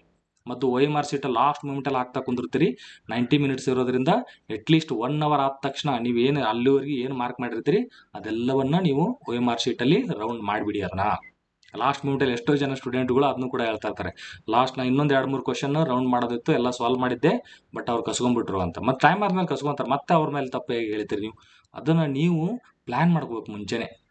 ಈಗ ನಿಮ್ಮ ಮುಂದೆ ಪೊಲೀಸ್ ಸಬ್ ಇನ್ಸ್ಪೆಕ್ಟರ್ ಹಾಕಿರಿ, ಆದಾಗ ಏನೋ ಒಂದು ಗ್ಯಾಂಗನ್ನು ಹಿಡಿಯೋಕೆ, ಕಳ್ಳತನ ಏನೋ ಮಾಡಿರ್ತಾರೆ, ಅವ್ರು ಹಿಡಿಯೋಕೆ ಅವರು ತಪ್ಪಿಸ್ಕೊಂಡು ಓಡ್ತಿರ್ತಾನೆ. ಅವನು ಮುಂಚೆನೇ ಓಡ್ಬಿಟ್ಟ, ಅದಕ್ಕೆ ನನಗೆ ಏನಾದ್ರು ಈ ಥರ ಕಥೆಗಳನ್ನು ಹೇಳಿದ್ರೆ ನಡೀತದ? ಪೊಲೀಸ್ ಸಬ್ ಇನ್ಸ್ಪೆಕ್ಟರ್ ಆದರೆ ಎಕ್ಸಾಮ್ ಹೇಗಿರ್ತದೆ ಅದ್ರ ತಕ್ಕಂಗೆ ರೆಡಿಯಾಗಿ ಏನೂ ಕಥೆಗಳು ಹೇಳ್ಬಾರ್ದು. ಇದು ದೊಡ್ಡ ಬಿಗ್ಗೆಸ್ಟ್ ಪ್ರಾಬ್ಲಮ್, ಬರೀ ಪ್ರಾಬ್ಲಮ್ಸ್ ಹೇಳೋದು. ಅದು ಹಂಗಿದೆ, ಹಿಂಗಾಯಿತು, ಅದು ಯಾರು ಕೇಳೋಕೆ ಯಾರಿಗೂ ಇಂಟ್ರೆಸ್ಟ್ ಇರಲ್ಲ. ನೀವು ಪಾಸ್ ಆಗ್ಬೇಕಂದ್ರೆ ನೀಟಾಗಿ ನೀವು ಅದನ್ನು ಪ್ಲ್ಯಾನ್ ಮಾಡ್ಕೋಬೇಕು, ಮುಂಚೆನೇ ಇರ್ತದೆ ಅಲ್ವಾ. ಇಷ್ಟು ವರ್ಷ ಓದ್ತಾ ಇದ್ರಿ ಅಂದ್ರೆ ಅದನ್ನು ಪ್ಲ್ಯಾನ್ ಮಾಡ್ಕೋಬೇಕು. ಅದನ್ನು ಇಷ್ಟು ವರ್ಷ ಮತ್ತೆ ಅದೇ ರಿಪೀಟ್ ಅಂದರೆ ಹೇಗೆ ಅಲ್ವಾ? ಸೊ ಏನೇನು ಮಾಡ್ತೀರಿ ಈಗ 6 to 12th ಬುಕ್ ಕಂಪಲ್ಸರಿ ಓದಿ, ಫಾಸ್ಟಾಗಿ ಓದಿ. ಅದನ್ನು ಲೈನ್ ಇರ್ತದೆ. ಕೆಲವೊಂದು ಜೆರಾಕ್ಸ್ ಬುಕ್ಗಳಲ್ಲಿ 6 to 12th ಈ ಸಮ್ರಿ ಕೂಡ ಕೊಟ್ಟಿದ್ದಾರೆ. ಸಮ್ರಿ ಜಸ್ಟ್ ಒಂದೊಂದು ಲೈನ್ ಅದು ಇಂಪಾರ್ಟೆಂಟ್ ಇದ್ದಿದ್ದು ಅಷ್ಟೇ. ಸಮ್ರಿ ಅಷ್ಟೇ ಮೋರ್ ದೆನ್ ಸಫಿಷಿಯಂಟ್ ಆಗುತ್ತೆ. ಅಥವಾ ನೀವು ಓದಿದ್ರೆ ಮಾರ್ಕ್ ಮಾಡಿದ್ದು 1 ಲೈನರೇ ಜಾಸ್ತಿ ಇರ್ತಾವೆ, ಅದನ್ನು ನೋಡ್ಕೋಬೇಕು, ಮೇನ್ ಇಂಪಾರ್ಟೆಂಟ್. ಆಮೇಲೆ ಆ ಬುಕ್ಕದ್ದು ಜಾಸ್ತಿ ಅಲ್ಲಿ 1 ಲೈನರ್ ಇರೋದನ್ನ ಡೈರೆಕ್ಟ್ ಇಂಪಾರ್ಟೆಂಟ್ ಇರೋದು. ಮತ್ತು ಪ್ರೀವಿಯಸ್ ಇಯರ್ ಕ್ವಶನ್ ಪೇಪರ್ ನೋಡಿ, ಜಾಸ್ತಿ ಕ್ವಶನ್ ಬೇರೆ ಇನ್ಸ್ಟಿಟ್ಯೂಷನ್ ಸಾಲ್ವ್ ಮಾಡೋದ್ರಲ್ಲಿ ಅಷ್ಟು ಅರ್ಥ ಇರಲ್ಲ. ವಾರಕ್ಕೆ ಒಂದಷ್ಟೇ ಬೇರೆ ಇನ್ಸ್ಟಿಟ್ಯೂಷನ್ ಸಾಲ್ವ್ ಮಾಡ್ತಾ ಹೋಗಿ, ಎಲ್ಲ ಇನ್ಸ್ಟಿಟ್ಯೂಷನ್ ಬೇಕಾರೆ. ಬಟ್ ಒಂದು ವಾರ ಟೈಮಲ್ಲಿ ಮತ್ತೆ ನೀವು ಇಂಪ್ರೂವ್ಮೆಂಟ್ ಆಗ್ತಿರಬೇಕು. ಈ ಪೇಪರ್ವನ್ನ ಬೇಕಾದ್ರೆ ವಾರದಲ್ಲಿ 2ರಿಂದ 3 ಟೆಸ್ಟ್ ಬರ್ಕೊಳ್ಳಿ. ನೀವೇ 90 ಮಿನಿಟ್ಸ್ ಎತ್ಕೊಂಡು ಮನೆಯಲ್ಲಿ ಅದಕ್ಕೂ ಎತ್ಕೊಂಡು ಎಲ್ಲೋ ನೀವು ಲೈಬ್ರರಿಯಲ್ಲಿ ಆಗಿರ್ಬೋದು, ಅಲ್ಲಿ ಇದನ್ನು ಬರೀಲೇಬೇಕು ನೀವು. ಟೈಮ್ ಮ್ಯಾನೇಜ್ಮೆಂಟ್ ಅಂತೂ ಭಾಳ ಇಂಪಾರ್ಟೆಂಟ್. ಪೇಪರ್ವನ್ನ ಯಾರು ಸ್ಕೋರ್ ಮಾಡ್ತಾರೆ ಅವ್ರು ಚೆನ್ನಾಗಿ ಪಾಸ್ ಆಗುವಂಥ ಸಾಧ್ಯತೆ ಜಾಸ್ತಿ ಇರ್ತದೆ. ಸೊ ಸಾಕಷ್ಟು ಜನ ಕೆಲವೊಂದ್ಸಲ ಏನು ಹೇಳ್ತಿರ್ತೀರಿ, ನಮಗೆ ಓದೋಕ್ಕಾಗ್ತಾ ಇಲ್ಲ, ಬೋರ್ ಆಗ್ತಾ ಇದೆ, ಯಾಕಾவது ಎಕ್ಸಾಮ್ ಮುಂದೆ ಹೋದ್ರೆ ಹೇಗೆ? ಅದು ನೋಡಿ, ಸ್ವಲ್ಪ ಈ ಸಲ ಬೇಸಿಕ್ ಎಲ್ಲ ಚೇಂಜ್. 7th ಪೇ ಕಮಿಷನ್ ಬಂತಲ್ಲ, ಈ 7th ಪೇ ಕಮಿಷನ್ ಬಂದಾಗ ನಿಮ್ಮ ಬೇಸಿಕ್ ಎಷ್ಟಿರುತ್ತೆ ಸ್ನೇಹಿತರೆ? PSI ಇದು ನೋಡಿ, ಬೇಸಿಕ್ ಪೇಮೆಂಟ್ ಇದು 61,300 ರೂಪಾಯಿ ನಿಮಗೆ ಬೇಸಿಕ್ ಇರ್ತದೆ. ಅಂದರೆ ಇಷ್ಟೇನಾ ಪೇಮೆಂಟ್? ಇಷ್ಟಲ್ಲ, ಇದ್ರ ಜೊತೆಗೆ ಈಗ 8.5% ಡಿಯರೆನ್ಸ್ ಅಲೋವೆನ್ಸ್ ಅಂತಿದೆ. ಡಿಯರೆನ್ಸ್ ಅಲೋವೆನ್ಸ್, ಈ DA ಕೊಡ್ತಾರಲ್ಲ ಕರ್ನಾಟಕ ಸರ್ಕಾರ, ಯಾವ ಆಧಾರದ ಮೇಲೆ ಕೊಡ್ತಾರ? WPI ಮೇಲೆ ಕೊಡ್ತಾರ, CPI ಮೇಲೆ ಕೊಡ್ತಾರ, ಅಥವಾ CPI ಇಂಡಸ್ಟ್ರಿಯಲ್ ವರ್ಕರ್ಸ್ ಮೇಲೆ ಕೊಡ್ತಾರ, ಅಥವಾ ಕನ್ಸ್ಯೂಮರ್ ಅದ್ರ ರಿಲೇಟೆಡ್ ಕೊಡ್ತಾರ? ಯಾವುದು ಕೊಡ್ತಾರೆ ಹೇಳಿ ನೋಡೋಣ? Dearness allowance. ವರ್ಷಕ್ಕೆ 2 ಸಲ ತುಟ್ಟಿ ಬತ್ತೆ, ಅಂದರೆ ಎಲ್ಲ ವಸ್ತುಗಳು ತುಟ್ಟಿ ಆಗ್ತಾವಲ್ಲ ಆ ಥರ. ಅಟ್ಲೀಸ್ಟ್ ಇದನ್ನ ಯಾಕೆ ಹೇಳ್ತಾ ಇದ್ದೇನೆ ಅಂದರೆ, ಸ್ವಲ್ಪ ಜನ ಓದಾಕ್ ಮನಸ್ಸು ಬರ್ತಾ ಇಲ್ಲ ಅಂದ್ರೆ ಅಟ್ಲೀಸ್ಟ್ ಇದನ್ನಾದ್ರೂ ನೋಡಿ. ನಿಮ್ಮ ಪೇರೆಂಟ್ಸಿಗೆ ಈ ಥರ ನಮ್ದು ಇಷ್ಟೊಂದು ಸಂಬಳ ಬರ್ತಾ ಇದೆ ಅಂದರೆ ಅವ್ರಿಗೆ ಎಷ್ಟು ಖುಷಿ ಆಗುತ್ತೆ. ನಾವು ಇಷ್ಟೊಂದು ಟೈಮ್ ಇನ್ವೆಸ್ಟ್ ಮಾಡಿದ್ದೀವಿ, ಅವ್ರಿಗೆ ದುಡ್ಡು ಇನ್ವೆಸ್ಟ್ ಮಾಡಿದ್ವಿ, ಎಷ್ಟೋ ಜನರಿಗೆ ಹೇಳಿದ್ದೀವಿ ನಮ್ಮ ಮಗ ಓದಲಿ, ಮಗಳು ಈ ಥರ ಓದ್ತಾ ಇದ್ದಾಳೆ ಅಂತ ಅಂದಾಗ ಈ ಥರ ರಿಸಲ್ಟ್ ಕೊಟ್ಟಾಗ ಖುಷಿ ಆಗುತ್ತೆ. ಅದನ್ನು ನೆನೆಸ್ಕೊಂಡು ಮತ್ತೆ ಓದಕ್ಕೆ ಸ್ಟಾರ್ಟ್ ಮಾಡ್ಬೋದು. ಓದುವಾಗ ಅದನ್ನೆಲ್ಲ ನೆನೆಸ್ಬಾರ್ದು, ಜಾಬ್ ಬಂದಮೇಲೆ ನಮ್ಮ ಅಪ್ಪ ಅಮ್ಮಗೆ ಏನು ಕೊಡ್ಸೋಣ ಅದೆಲ್ಲ ಬೇಡ. ನಿಮ್ಗೆ ಓದಕ್ಕೆ ಆಗಲಿಲ್ಲ ಅಂದರೆ ಆ ಟೈಮಲ್ಲಿ ವಿಚಾರ ಮಾಡ್ಬೇಕು. ಅವ್ರು ಅವ್ರಿಗೆ ನಾವು ಗಿಫ್ಟ್ ಕೊಟ್ಟರೆ ಅವ್ರು ಖುಷಿ ಆಗ್ತಾರೆ, ಅಥವಾ ನಿಮ್ಮ ಪಾಡಿಗೆ ನೀವು ಸೆಲೆಕ್ಟ್ ಆದರೆ ಅವ್ರು ಖುಷಿ ಆಗಿಬಿಟ್ಟಿರ್ತಾರೆ. ಇದನ್ನು ಓದಕ್ಕೆ ಬರ್ಲಿಕ್ಕೆ ಹಂಗಾದ್ರೆ ಓದ್ಬೇಕು ನಾನು ಅಂತ ಆ ಲೈನಿಗೆ ಬರೋದಕ್ಕಷ್ಟೇ. ಬಂದ್ಮೇಲೆ ಮತ್ತೆ ಲೈಬ್ರರಿಯಲ್ಲಿ ಬುಕ್ ತೆಗೆದು ಕೂತು ಮತ್ತೆ ಅದನ್ನೇ ಕನಸು ಕಾಣೋದು ಹಂಗಾಗ್ಬಾರ್ದು. ಕನಸು ಕಂಡ್ರೆ ಡೇಂಜರ್ ಅದು. ಯಾವಾಗ ನಿಮ್ಗೆ ಓದಕ್ಕೆ ಮನಸ್ಸು ಬರ್ತಾ ಇಲ್ಲ ಬೇಕಾದ್ರೆ ಅವಾಗ ಯೋಚನೆ ಮಾಡಿ ಒಂದು 5 ನಿಮಿಷ 10 ನಿಮಿಷ ಅರ್ಧ ಗಂಟೆವರೆಗೂ ವಿಚಿತ್ರ. ಪಾಸ್ ಆದ್ರೆ ಹೇಗಿರ್ತದೆ ನನ್ನ ಜೀವನ, ಪಾಸ್ ಆಗಲಿಲ್ಲ ಫೇಲ್ ಆದ್ರೆ ಹೇಗಿರ್ತದೆ. ಸೊ ಹಾಗಾಗಿ ಟೈಮ್ ವೇಸ್ಟ್ ಮಾಡೋದು ಬೇಡ, ಓದ್ಬೇಕು ನಾನು. ಇಷ್ಟು ಮಾಡಿ ಈ ಲೈನಿಗೆ ಬಂದ ತಕ್ಷಣ ಮತ್ತೆ ಓದಕ್ಕೆ ಸ್ಟಾರ್ಟ್. ಇದು 61,300 ರೂಪಾಯಿ ನಿಮ್ಮ ಬೇಸಿಕ್, 8.5%. ಇದಕ್ಕೆ 8% ಅಂದರೆ ಒಂದು 5,000 ರೂಪಾಯಿ ಇದಕ್ಕೆ ನಿಮ್ಗೆ ಡಿ ಎ ಇರ್ತದೆ. ಅದರ ನಂತರದಲ್ಲಿ ಎಚ್ ಆರ್ ಎ. ಅಕಸ್ಮಾತ್ ಬೆಂಗಳೂರಲ್ಲಿ ನೀವೇನಾದರೂ ಇದ್ದರೆ 20% ಇದೆ. ಇದಕ್ಕೆ 12,000 ರೂಪಾಯಿ ನಿಮ್ಗೆ ಎಚ್ ಆರ್ ಎ ಸಿಗುತ್ತೆ. Home rent allowances. ನಿಮಗೆ ಕ್ವಾರ್ಟರ್ ಸಿಕ್ಕಿರಲಿಲ್ಲ ಅಂದರೆ ಅದು ಎಚ್ ಆರ್ ಎ, ಅದೊಂದು 12,000. ಎಷ್ಟಾಯಿತು ಸ್ನೇಹಿತರೆ? ನಿಯರ್ಲಿ 80,000 ಬೆಂಗಳೂರಲ್ಲಿದ್ದವರಿಗೆ. ಈಗ ಬೆಂಗಳೂರು ನೀವೇನಾದರೂ ಸಿಟಿಯಲ್ಲಿ ಇದ್ದರೆ, ಬೆಂಗಳೂರಿಗೆ ಮಾತ್ರ ಇದು ಹೈಯೆಸ್ಟ್ ಇರೋದು, 80,000 ಪೇಮೆಂಟ್ ಇರ್ತದೆ. ಅಥವಾ ಈ ಬೇರೆ ಸಿಟಿಗಳು ಈಗ ಕಮಿಷನರೇಟ್ ಇರ್ತಾವಲ್ಲ ಆ ಸಿಟಿಗಳಲ್ಲಿ ಹೋದರೆ 75,000. ಯಾಕಂದರೆ ಅಲ್ಲಿ ಎಚ್ ಆರ್ ಎ ಸ್ವಲ್ಪ ಕಡಿಮೆ ಆಗುತ್ತೆ. ಅಲ್ಲಿ 70 ಪಿ ಎಸ್ ಐಗೆ ಫಸ್ಟ್ ಸಂಬಳ ಇರೋದು ಇಷ್ಟು. ಆಮೇಲೆ ಬೇರೆ ತಾಲೂಕು ಪ್ಲೇಸ್ಗಳಲ್ಲಿ ಆ ಥರ ಇದ್ದರೆ 70,000 ಇದ್ದೇ ಇರ್ತದೆ. ಇಷ್ಟೇ ರೇಂಜ್, ಮೂರೇ ಇರೋದು. ಬೆಂಗಳೂರಲ್ಲಿದ್ರೆ 80, ಬೇರೆ ಕಮಿಷನರೇಟ್ಗಳಿದ್ರೆ 75,000, ಇದು 70,000. ಇದು ಯಾಕೆ ಹೇಳ್ತಾ ಇದ್ದಾನೆ? ಸ್ವಲ್ಪ ಜನ ಓದಕ್ಕೆ ಆಗ್ತಾ ಇಲ್ಲ ಸರ್, ನನಗೆ ಭಾಳ ಭಯ ಆಗ್ತಾ ಇದೆ, ಅದೆಲ್ಲ ಬಿಟ್ಟು ಸ್ವಲ್ಪ ಇದ್ರ ಬಗ್ಗೆ ಸ್ವಲ್ಪ ವಿಚಾರ ಮಾಡಿ ಅಟ್ಲೀಸ್ಟ್ ಮೋಟಿವೇಶನ್ ತೊಗೊಂಡು ಮತ್ತೆ ಓದಕ್ಕೆ ಸ್ಟಾರ್ಟ್ ಮಾಡ್ಬೇಕು. ಓದು ಮುಂದೆ ಇದೆಲ್ಲ ವಿಚಾರ ಮಾಡಬಾರ್ದು. ಓದಕ್ಕೆ ಮನಸ್ಸು ಬರಲಿಲ್ಲ ಅಂದ್ರೆ ಅವಾಗೆಲ್ಲ ಇದು ವಿಚಾರ ಮಾಡಿರ್ಬೇಕು. ಇದೆಲ್ಲ ಏನು ಬರ್ದಿದೆ ನಾನು ಸ್ಟಾರ್ಟಿಂಗಲ್ಲಿ ಪಿ ಎಸ್ ಐ ಆಲ್ಮೋಸ್ಟ್ 2006-07 ಇದ್ದಾಗ ಬರೀ 10,000 ರೂಪಾಯಿ ಅಷ್ಟೇ ಬೇಸಿಕ್ ಇತ್ತು. ನಂತರದಲ್ಲಿ ಮತ್ತೆ 20,000 ಆಯಿತು ಬೇಸಿಕ್. ಈಗ ಲಾಸ್ಟ್ ಪೇ ಕಮಿಷನಲ್ಲಿ 37,900. ನೋಡಿ ಹೆಂಗೆ ಡಬಲ್ ಆಗ್ತಾ ಇದೆ. ಈಗ 61,000 ಆಯಿತು. ಈಗ ನೆಕ್ಸ್ಟ್ ಇನ್ನೊಂದು ಪೇ ಕಮಿಷನ್, ಇನ್ನೊಂದು 5 ವರ್ಷ ಅನ್ನತ್ಲೆ ಆಗುತ್ತೆ ನಿಮಗೆ ಪೇ ಕಮಿಷನ್. ಆವಾಗ ನಿಮ್ಮದು 1,00,000 ಇರ್ತದೆ ಬೇಸಿಕ್. 1,00,000 ಬೇಸಿಕ್ಕೇ ಆಗಿಬಿಡ್ತದೆ. ಇದು ಯಾರಿಗೆ? ಈಗ ಇನ್ಸ್ಪೆಕ್ಟರ್ ಇರ್ತಾರಲ್ಲ, ನೀವು ಪ್ರಮೋಷನ್ ಆಗಿ ನಂತರ ಇನ್ಸ್ಪೆಕ್ಟರ್ ಆಗಿರಲ್ಲ, ನೆಕ್ಸ್ಟ್ 5 ವರ್ಷದಲ್ಲಿ ಅವರಿಗೆ 69,750 ರೂಪಾಯಿ ಅವ್ರಿಗೆ ಬೇಸಿಕ್. ಇದು ಡಿ ವೈ ಎಸ್ ಪಿ. ನೀವು ಕೆ ಎಸ್ ಬರೋದು direct D Y S P ಆಗಿಬಿಟ್ರೆ ಅಂದರೆ ಅವಾಗ ಸ್ಟಾರ್ಟಿಂಗಲ್ಲೇ ಇದು ಬೇಸಿಕ್ ಇರ್ತದೆ. ಈ ಬೇಸಿಕ್ ಜೊತೆ 20% ಅದೆಲ್ಲ ಲೆಕ್ಕ ಆಗ್ತಾ ಹೋದರೆ ನಿಯರ್ಲಿ 1,10,000 20,000ವರೆಗೂ ಪೇಮೆಂಟ್ ಆಗ್ತದೆ ಇದು. So D Y S P ಆದರೆ ಇದು ಇರ್ತದೆ. ಇದು C P I circle police inspector. ನಂತರ ಇದು 61,300 ನಿಮಗೆ ಸ್ಟಾರ್ಟಿಂಗ್ ಇರುವಂಥದ್ದು. ಎಲ್ಲ ಸೇರಿ 80,000. 80,000 ಪೂರ್ತಿ ಕೈ ಬರಲ್ಲ, ಒಂದು 10,000 ಅಂದರೆ ಏನಾಗುತ್ತೆ, ಈ ಒಂದು ಇದರಲ್ಲಿ ಕೆ ಜಿ ಐ ಡಿ ಅಂತ ಮಾಡಿಸೋದಿರ್ತದೆ. ಅದಕ್ಕೊಂದು 5,000 ಕೆ ಜಿ ಐ ಡಿ ಮಾಡಿಸ್ಬೇಕಾಗತ್ತೆ. ಒಂದು ಎನ್ ಪಿ ಎಸ್ ಸಿಗೆ ಅಂತೇಳಿ ಅದಕ್ಕೊಂದು 7,000 ರೂಪಾಯಿ ಆ ಥರ ಎಲ್ಲ ಕಟ್ ಆಗುತ್ತದೆ. ಅದೆಲ್ಲ ಕಟ್ಟಾಗಿ ಮಿಕ್ಕಿದ್ದೆಲ್ಲ ನಿಮಗೆ ಅಲ್ವಾ. ಸೊ ಅಷ್ಟು ಚೆನ್ನಾಗಿ ಒಳ್ಳೆ ಪೇಮೆಂಟ್ ಬರುತ್ತೆ. ನಿಮ್ಮ ಪೇರೆಂಟ್ಸ್ ಎಷ್ಟು ಖುಷಿ ಪಡ್ತಾರೆ. ಸೊ ಯಾರ್ಯಾರು ಓದಕ್ಕೆ ಬರಲ್ಲ ಅಂತೀರ ಅವ್ರು ಮಾತ್ರ ಇಷ್ಟೇ ವಿಚಾರ ಮಾಡಿ. ಬುಕ್ ತೆಗೆದ್ಮೇಲೆ ಇವೆಲ್ಲ ವಿಚಾರಗಳು ಬರಬಾರ್ದು. ನೀಟಾಗಿ ಓದ್ಬೇಕು. ದಿನಕ್ಕೆ ಮಿನಿಮಮ್ 8ರಿಂದ 12 ಗಂಟೆ ಓದಲೇಬೇಕು ನೀವು. ಯಾವುದನ್ನ ಬರೀ ಹಿಸ್ಟ್ರಿ, ಈ ಜಿಯೋಗ್ರಫಿ ಅಷ್ಟೇ ಅಲ್ಲ, ಅದ್ರ ಜೊತೆ ಹೇಳಿದ್ನಲ್ಲ ನಿಮಗೆ ಎಥಿಕ್ಸ್ ಬಗ್ಗೆನೂ ಕೂಡ ಕ್ವಶನ್ ಕೇಳ್ತಾರೆ. ಪೊಲೀಸ್ ಡಿಪಾರ್ಟ್ಮೆಂಟ್ ಬಗ್ಗೆ ಕ್ವಶನ್ ಇದೆ. ಕಂಪ್ಯೂಟರ್ ರಿಲೇಟೆಡ್ ಒಂದು 2-3 ಕ್ವಶನ್ ಕೇಳ್ತಾರೆ. ಸೊ ಈ ಮೆಂಟಲ್ ಎಬಿಲಿಟಿ, ಕರೆಂಟ್ ಅಫೇರ್ಸ್, ಇದ್ರ ಎಲ್ಲವನ್ನೂ ಆಲ್ರೌಂಡ್ ಓದ್ಬೇಕು ನೀವು. ಬರೀ ಒಂದೆರಡು ಕುಂದಿರೋದಲ್ಲ. ಬೇಸಿಕ್ ಸೈನ್ಸ್ ಕೇಳ್ತಿರ್ತಾರೆ ಈ ಸ್ಟೇಟ್ ಗೌರ್ಮೆಂಟ್ ಬುಕ್ಸನ್ನು ಮುಗಿಸಿ. ಕರ್ನಾಟಕ ಸರ್ಕಾರದ ಪುಸ್ತಕ ಭಾಳ ಇಂಪಾರ್ಟೆಂಟು, ಮತ್ತು ಅದ್ರ ಜೊತೆ ಪ್ರಿವಿಯಸ್ ಇಯರ್ ಕ್ವಶನ್ ಪೇಪರ್. ಇವೆರಡೇ ನೋಡಿದ್ರು ಎಷ್ಟೋ ನೀವು ಆಲ್ಮೋಸ್ಟ್ ಒಳ್ಳೆ ಕ್ವಶನ್ನ, ಒಳ್ಳೆ ಆನ್ಸರ್ಗಳನ್ನು ಮಾಡ್ತಾ ಹೋಗ್ತೀರಿ. ಈ ಪ್ರೀವಿಯಸ್ ಇಯರ್ ಕ್ವಶನ್ ಪೇಪರ್ ಮತ್ತು ಕರ್ನಾಟಕ ಸರ್ಕಾರದ ಬುಕ್ಕನ್ನೇ ನೋಡಿದರೆ ನಿಯರ್ಲಿ 100 ಕ್ವಶನ್ಗೆ ನೀವು ಪಕ್ಕ ಒಂದು ಸ್ವಲ್ಪ ಕರೆಂಟ್ ಅಫೇರ್ಸ್ ಅದೆಲ್ಲ ನೋಡಿದ್ರೆ 90 ಆಲ್ರೆಡಿ ಟಚ್ ಮಾಡೇ ಬಿಡ್ತೀರಿ. ಇನ್ನೊಂದು 10 ಮಾರ್ಕ್ಸಿಗೋಸ್ಕರ ನೀವು ಸ್ಟ್ಯಾಂಡರ್ಡ್ ಬುಕ್ಕನ್ನು ಓದಬೇಕಾಗುತ್ತೆ. ಅಷ್ಟೆಲ್ಲ ಓದಿದ್ರೆ ಬರೀ 10 ಮಾರ್ಕ್ಸ್ ಎಕ್ಸ್ಟ್ರಾ. ಈ ಕರ್ನಾಟಕ ಸರ್ಕಾರದ ಪುಸ್ತಕ ನೆಗ್ಲೆಕ್ಟ್ ಮಾಡಲೇಬೇಡಿ. ಅದರಿಂದ ಡೈರೆಕ್ಟೇ ಕ್ವಶನ್ ಪಿಕ್ ಮಾಡ್ತಾರೆ, ಬುಕ್ಕೇ ಕೊಡ್ತಾರೆ ಅವರಿಗೆ, ಬುಕ್ ತೊಗೊಂಡೇ ಕ್ವಶನ್ ತೆಗಿತಾರೆ. ಅಲ್ಲಿ ಇದ್ದೇ ಇರ್ತದೆ ಕ್ವಶನ್. ಮತ್ತು ಪ್ರೀವಿಯಸ್ ಕ್ವಶನ್ ಪೇಪರೇ ರಿಪೀಟ್ ಆಗ್ತಿರ್ತವೆ ಕೆಲವೊಂದು. ಇದು ಮಾತ್ರ. ಆ್ಯಂಡ್ ಪ್ರಜಾವಾಣಿ, ಕರೆಂಟ್ ಅಫೇರ್ಸ್ ಅಂತೂ ಪ್ರಜಾವಾಣಿ ಡೈರೆಕ್ಟಾಗಿ ಕೇಳ್ತಾರೆ. ಕೆ ಇದವರು ಎಸ್ಪೆಷಲಿ ಕರ್ನಾಟಕ ಎಕ್ಸಾಮಿನೇಷನ್ ಅಥಾರಿಟಿ ಅಲ್ಲಿಂದ ಕೇಳ್ತಾರೆ. ಜಿ ಕೆ ಟುಡಿಯಿಂದ ನೋಡ್ತಿರ್ತಾರೆ. ಮತ್ತು ಸ್ಪರ್ಧಾ ವಿಜೇತ ಒಂದು ಓದಿದ್ರೆ ಸಾಕು, ಅಥವಾ ಬೇರೆ ಓದ್ತಿದ್ರೆ ಅದನ್ನೇ ಓದಿ, ಮತ್ತೆ ಹೊಸದಾಗಿ ತೊಗೊಳ್ಳೋದು ಬೇಡ ಇದನ್ನ. ಈ ಸ್ಪರ್ಧಾ ಅರಿವು ಅದೆಲ್ಲ ಬರ್ತಾ ಇದೆ, ಅದು ಚೆನ್ನಾಗಿದೆ. ಬಟ್ ಅದು ಕೆ ಎಸ್ ಐ ಎಸ್ ಲೆವೆಲ್ಗೆ ಇರ್ತದೆ.